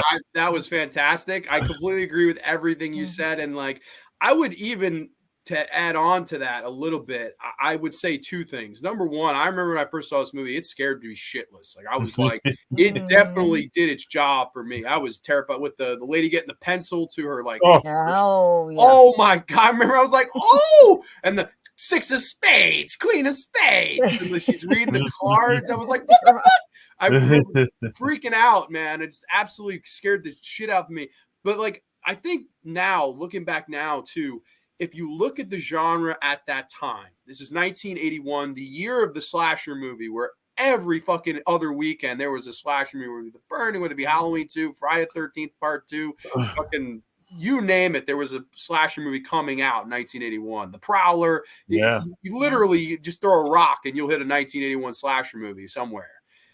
This was such an interesting, creative, game-changing horror film to come out in that time. And you look at guys like Stephen King, who really put the movie over at the time. And even there's that famous picture with Sam Raimi with George Romero, and he's like pointing at the movie, like just some of the stuff that organically happened for Sam, and to see that a first-time feature-length filmmaker could do all of these experimental things and make them work like Sam Raimi did. It's just unbelievable. And like you said about the camera, I love how he makes the camera, the almost the antagonist going through the fucking cabin, and some of the creative things of let's have a light bulb and fill it up with blood, and let's do the stop motion claymation stuff, and some of the music in the movie. I just think like it is one of the perfect horror movies to ever come out, and like from top to bottom, just everything in it to me still works. It's still effective. It's still creepy. I think it's a masterpiece. I really, really do. I love this movie. It was the woods themselves. One of the all-time great horror movies, in my opinion, the gold standard when it comes to independent horror movies. I love Texas Chainsaw Massacre. I know a lot of people would argue that, and I love that movie probably even more than this, but I would say this is the gold standard of independent horror cinema, because every fucking up-and-comer since this has tried in some way to emulate it. Look at Peter Jackson. I don't think there's bad taste. I don't think there's Dead Alive without Evil Dead. I really don't. No. I really, really don't. And I love Jackson too, and he went on to be a huge, huge hit in and of himself. But this is, I think, the gold standard independent horror movie, man. What did you first think when you saw this, AJ? Oh man, well, like I was saying, that like I saw 2 first, and it was in high school when I finally saw the first one. And I had no idea. I had no idea it was going to be like it was. I thought, oh, it's probably going to be like Part 2, right? Like, no, it was like your grainy, scary 80s. Yeah, I mean, it did freak me out too. And when she's in the doorway, like, what the hell's going on? Like, what do we want? I thought this was Evil Dead. I thought it was supposed to be a fun thing. No, it wasn't. No. But yeah, man, it was it definitely, like I said, part of my childhood. I always seeing the case, but I never had the balls to rent it, I guess. So, and my friend showed me in high school, and it was awesome. It was fun seeing it last year on the big screen finally. After how many years? What was that? Was that 40 years now? 40? Is that 40 years old? Over 40 years. Yeah. Oh my God. 42. So maybe it was 2 years ago I saw it at the theater then. I think it was the 40th anniversary. So, all right. Yeah. So I'm old, man. But yeah, it's definitely up there for creepiness. And just didn't they shoot it? Didn't they shoot it for like 2 years? Dana would probably know that better than me. It was shot in the 70s, right? Wasn't it shot 78, I 79? believe, yeah, late 70s. And I think it was one of those cases where, and we've heard this all before, when people are raising money on their own for these types of movies, they tend to run out of money and have to stop filming and then go back and film again. And I think the same thing happened to Raimi when he was doing The Evil Dead. And you can notice that things were filmed at different times, because the character of Scotty, for instance, his hair gets longer and shorter between certain scenes. And I think Bruce Campbell's hair gets longer and shorter in certain scenes as well. So I think it was more probably a case of, the reason why it took so long is because, oh, we ran out of money. We got to wait and get some more money. Then we'll go back and film some more scenes. And wasn't he like standing outside theaters, or what was the story? I think Bruce Campbell told that him and Sam Raimi were like out there trying to get money or trying to get it shown, and just going around, just like walking the streets trying to get. We're trying to find distribution. Yeah. Yeah. And it's like, oh yeah, that guy that was doing it, his name is Sam Raimi, and he was shopping Evil Dead. Like God, I think the story was they cornered Stephen King, like he was coming out of a screening of something else, and they were like, "Hey, we shot a movie, please, will you watch it?" And apparently Stephen King watched it in an empty theater, walked out, and was like, and gave that great quote that's on the poster right there. There you go. Yeah. Which, I mean, at that time, Stephen King putting your movie over, that was like when he was The Shining and Carrie had come out, and he would go on to put guys like Clive Barker way over when Hellraiser comes out in a few years from now. I just like I can never get enough of The Evil Dead. Like I just like it's such a fucking masterpiece, man. It really, really is. Like I think it's like one of the movies that deserves its notoriety, reputation, and it's like I could totally see. Is it now? Let me ask this, and it's a stupid question. Is this in your top 5? I know for Dana for sure it is, but I think it actually might be number 1. But I'm gonna have to say number 1 of all time for me. Wow, really? She's the Evil Dead chick. What would be I know, number 1? Is Halloween? You're not gonna half-ass it, that's for sure. At my top 5.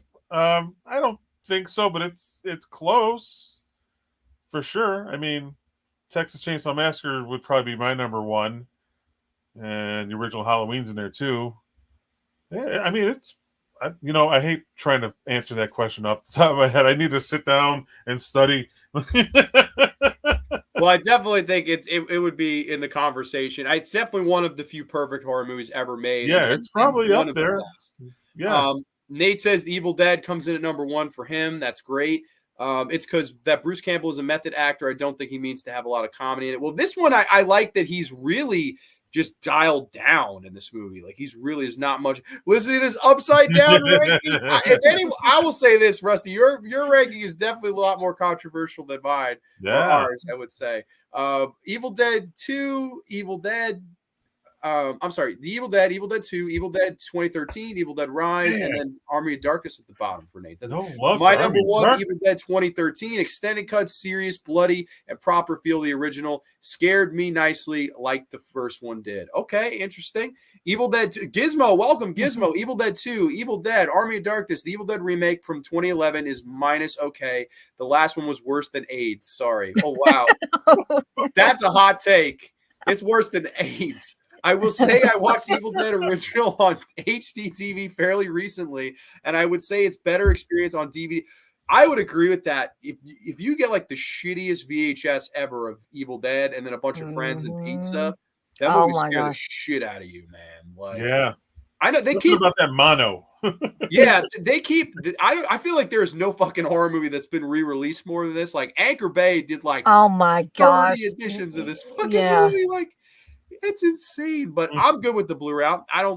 That's one I don't want to get on 4K because I agree it's the shittier looking. So but I had to get it on 4K. I couldn't stand it. I had to. I got a funny story about the first Evil Dead film. Is I remember the first time my mom saw it. I was having a Halloween, like a small Halloween party at the house, and it was just basically me and my cousin Jed, who was a horror movie watching buddy for a long time. We watched a ton of horror movies together. And so Jed came over and I had a bunch of, gory treats for us to eat, like the brain jello and all that type of stuff. And I decided we were going to watch the Evil Dead movies or the original trilogy that night. And my mom had never seen the first one. And I put it in and we, me and Jed were just like glued to the television, watching it. And Mom comes walking through, and she takes a look at the TV, and she's like, "Oh my God, what are y'all watching? What is this?" And my mom liked horror movies too, but she had never seen anything like that. And I said, "It's Evil Dead, Mom. It's cool." And she's like, "I don't know, Dana." And she walks out and goes back in the kitchen. Oh my God. That's fantastic. You gotta love it. Gotta love the moms. Like, nah, that's all right. You guys enjoy Oh your man, I enjoy your tortured book." my mom with all kinds of stuff back in there, like Day of the Dead and stuff. You showed your mom Day of the Dead? Oh my God. Oh yeah, Well, yeah. With the gut spilling from, I'm like, Mom, I gotta see this. Mom, they ripped the Rewind guy in it. half. It's fantastic. Yeah, and I I rewind it and showed her. She's like, "Oh, the good Lord, son, how'd you watch that stuff?" I'm like, I don't know. It's awesome. one of the greatest embarrassments of my life, and this wasn't even a horror movie technically, is when I was still living with my parents. I decided I was going to watch A Clockwork Orange in the living room. And guess what part my dad decides to walk through the living room on? The part where he's in the record shop and he picks up the two chicks and takes them back home, and it's all sped up and they're having sex all Oh. over the place. And my dad looks at it, and I'm like, "Oh God, Dad, just go away. Just go away. This is embarrassing me." Well, And parents have that knack to walk in right. Are they making love to exactly. Beethoven? I'm like, I swear to God, it's a 90-minute movie, and it's 87 and a half minutes of people getting chopped up, except for that minute and a half you walked in. What are you watching? I'm like, porn. I guess. Like, what do you want me to say? My sister, I'll never forget, my sister walked in on me. I was watching Friday 13th Part 4. And there's that random scene where Teddy brings out like the black and white silent porn, I guess it is. Yeah, And the I'm vintage sitting one. here, I'm laying down, whatever the fuck. She walks in the room, and that's what's on the fuck. It's like a lady fucking splashing water on her yits.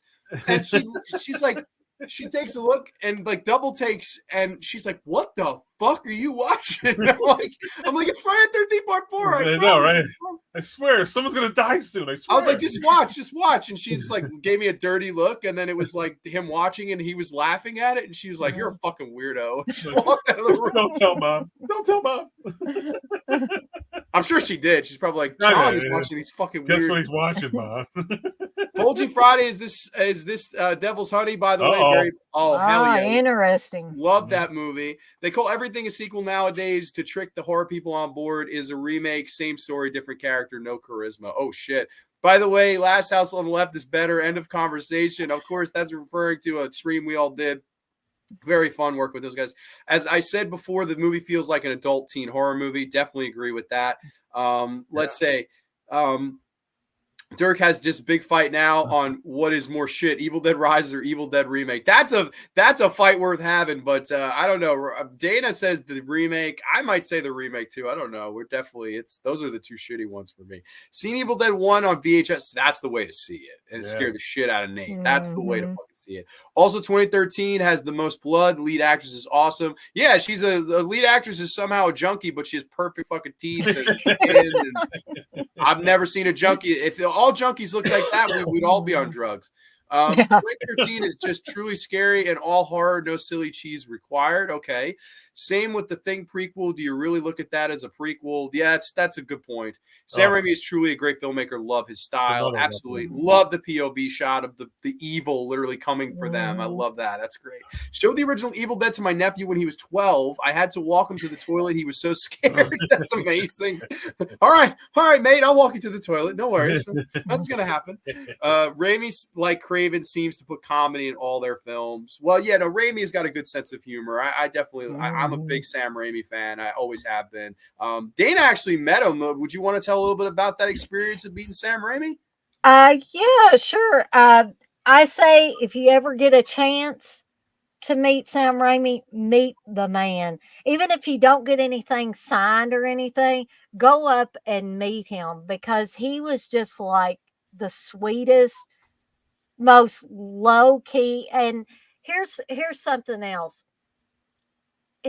When everybody was lining up to get his autograph and meet him, he was at a Q&A. He was still at a Q&A. So we had to wait just a little bit for him to to make his entrance. And as soon as he come through there, he looked at all of us lined up there. Hey, everybody, like we would been friends for 30 years or something.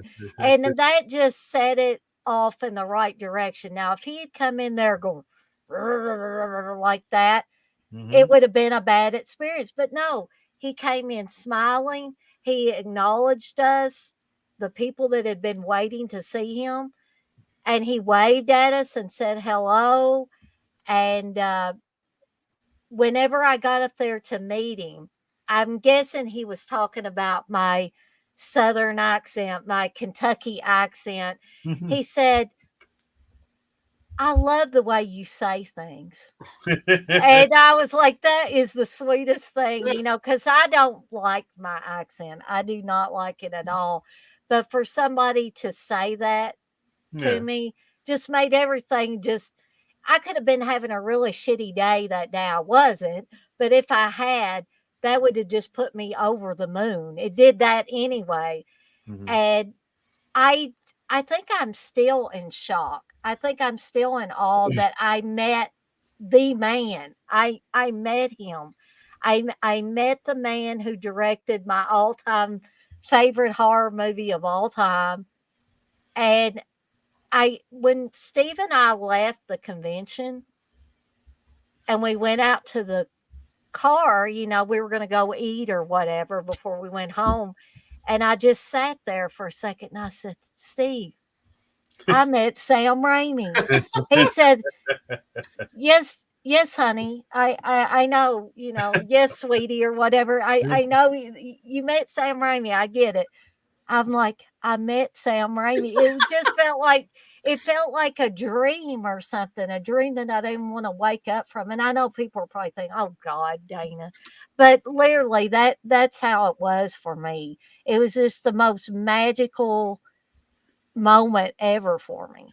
That's fantastic. And I've as similar, like I met Romero, who directed my favorite in Dawn of the Dead. So I've been there and it was a surreal feeling. And I had a similar thing. I remember I maybe was 14, 15 when it happened. My dad was like, all right, well, where are we going for dinner? Like, come on. Like, I was like, dude, I just fucking met George Romero. Like, let me have this, like you can I have this one moment. Your mozzarella sticks can wait, man. Like, Jesus Christ. This is, it was just surreal. But I've been there, so I know what you mean. I know it's like a magical moment, especially when it pans out. And I know it could be the other deflating way when it doesn't. Like if you meet your hero and they're not. Like I've heard a lot of people with Savini. That's one where I've heard. And I've actually heard Carpenter, because Carpenter, I know he's infamous for having the basketball games on when he goes to do his signings. Like, if I met George Romero and he was watching a fucking basketball game and was like, yeah, it would have fucking been a horrible moment, So you have to, when it goes well and it's special for you and it's your favorite, there's nothing that doesn't happen very often, and that's surreal. So I know where you're coming from with that. I totally do. That's a nice story. On the other end of the spectrum, I like to tell this story because Jamie Lee Curtis was not mean when I met her. She wasn't sarcastic or anything, but it was underwhelming. That's what I always tell people. Part of the reason this poor guy in front of me, bless his heart, I don't know how many posters he had. Oh God! But one of those. I was right behind him, and right when he got done, Jamie Lee Curtis had signed her name on all of these posters. He dropped them all over the stage where Jamie Lee Curtis was saying. And Jamie Lee Curtis said, one of those kind of funny, sarcastic things. Hurry up, And so by the time I got up there, she was still distracted by this guy and his poster tubes rolling all over the stage, that I just didn't feel like I had that moment with her like I wanted to. And it also was almost 11 o'clock at night too. So she was tired. We were all tired. But what are you going to do? It's Jamie Lee Curtis and everybody wanted to meet her. So, and that was like the only convention she ever did, right? Was the Indianapolis con? That was the word at the time. I don't know if she changed her mind at any point in time. I hadn't heard of her being in it anymore, but That was, I Yeah. remember that was crazy because she paid her own way. Like she didn't do it like most celebrities do it. Like, and a lot of the No. money went to charity. Like that was, Yeah. I remember I was like, wow, like I fucking didn't expect it at all. I figured she would really want but no, like she paid her whole fucking weekend and a lot of it went to charity. That's cool. You got to meet her. Like that's not a lot of people could say that. I think that was in Indianapolis in like, what was it, 2012? Around there. That sounds right, John. And Steve has a story about it. She grabbed his bicep when she was coming back from the bathroom or something. She just reached over and grabbed Steve's bicep. He looked. He said, "Jamie Lee Curtis just touched my bicep." It's a good thing you didn't catch it. You would have been like, Jamie Lee, this would be a terror train for That's you. my man. Yeah, this is my prom night. This is my oh my god, that's great. Now this I love, sometimes celebrities when they deliver, it's a great thing. Miss C, not mad. I just completely disagree with the rankings. In fairness, never been a huge Evil Dead fan. You know what they say about opinions? They're like a-holes, and everybody's got one. I guess tonight I'll be a hole. You're not an a-hole. No, Miss Carter, you are not. Not an a-hole at all. No. Let's see. I can't hardly watch you guys talking about the Thing prequel. Okay, I'm just trying to catch up. Ugh. Go down here. The amount of comments tonight is crazy. It's top 10 easy for me. Okay. Of all time, Alien 79, The Beyond, Fulci Lives. Oh, hell yeah. That's a fun top two. That's a top two right there. Mhm. Well, since I think the Evil Dead Hills Have Eyes and Last House remakes are better than the originals, I take the controversy. For me, yeah, I wouldn't say that about any of those. Would you guys agree with any of those being better than? I know the Evil Dead not, but the other two. No. I like the Hills Have Eyes remake. It's definitely a little more. I don't know. AJ's like, I don't know if I want to get into this with the original one's got like a slower burn to it, but it's still it's like two different movies to me. But it's I like them both. No, Sure. but the Last House one, the Last House one is just too fucking polished. It's exactly. Polished. It's unnecessary. And what was the other one that was on the list there that he said? Evil Dead. Oh, okay, yeah, well, that one, that one, no way. It's in my top 50. Chris C, the slasher dude, says top 10, yes, and top 10 horror franchises. Okay, that's interesting. For the trilogy would be, I would say, amongst the best trilogies ever. Yes. Anything. Yes. The franchise, you had to throw those other two movies in there. I don't know. Dead Alive, Demons, Night of the Demons, A Chinese Ghost Story, Evil Clutch, whether all ripoffs of Evil Dead, Dead, it's the masterpiece. Hell yeah, Mateo. Couldn't have said it better. Def top 10 for sure, though. Great ranking. Appreciate it, Mernsey. Absolutely. Right now would be Evil Dead 2013, 1 Evil Dead 2, 3 Army. Okay, I would totally hear that. My ranking of the Evil Dead franchise goes Evil Dead 2, The Evil Dead, Army of Darkness, Evil Dead Rise, and Evil Dead 2013. Okay, so you're right along the same ways as us. Would you even call evil? This is the big debate right here. What do you guys think? I wouldn't call it a zombie film, but I can see why people would. I call it a possession film, if anything. For sure. That's where I would go with it too. All right, fair enough. Let's see. I would Darren, and it's very Lovecraftian. Okay, interesting. It's the Book of the Dead 2. For me, it's a possession movie, so that's Mateo's on the board with us. Anyone picked up that Rob? Okay, hold on. So let's. I'm just trying to get ones that are Evil Dead related, so we can get to the bottom because there's so much. Let's see. So surreal to meet someone that has influenced your life. Yeah, it's surreal. It really was. Like that was to me the great moment for me, man. Let's see. Meeting Dario or Aja would be the holy grail for me. I saw Argento in person. He came to New York City, flew in. They did the 20 film retrospect. I was like right there, but they didn't do meet and greet. Or if they had done Q&A, I would have been like, dude, any fucking question. I would have been so cool. What the fuck were you thinking with Dracula? Why was there a giant fucking CGI praying mantis in your last movie, Dario? The film, man. What's the dark glasses? Only director I met was Larry Clark when he was filming Kids. Oh, wow. When he was filming Kids. That's wow. That's one of his bigger movies. I would love to meet Ridley Scott. Him and Carpenter, Clive Barker would be I don't know. And now I've met Romero. I don't know. Like, trying to think of fucking other filmmakers that probably the most of Argento would be next, but of dead ones, Fulci or Bava would be fucking huge for me. Like those would be two I'd love to meet someday. Let's see. Still scrolling down. The Carpenter looks like just a big grump to me. I've always just the pictures that people post. Just I met him a few years. Did you? Few years back, and he was fine with me. He actually talked to me. I don't know if, like, in later years, he's like become a grumpy ass. And Savini, I didn't have a problem with Savini either. I was scared to go up to him because so many people have said he's an asshole. So I just said, well, Dana, you can go up to him. If he's an asshole, you never have to go up to him again, right. you know. But he was fine, you know. I didn't talk to him a long time because I figured he's heard every story in the book. I'm not going to take up too much of his time. I just told him that I was really in, and I was really into special makeup effects at one time. I even wanted to be one of those people, but I knew I'd never be able to afford to go to a school to do all that. And that's where people were going at that time. But can I tell, John, can I tell my Dick Smith story real quick? Of course. Okay. Oh. Speaking of special makeup effects, guys, a long time ago, many, many moons ago, when I would write to people, and I think Dead Pit did this too. Yeah. They would write to people trying to get autographs and stuff. This was long time ago. So I would write to people either wanting to get autographs or wanting to do an interview with them. I didn't really know at the time what I was going to do with the interview, but I just wanted to talk to them. And you know, Dick Smith wrote me back, gave me his phone number. Because I told him how interested I was in special effects makeup.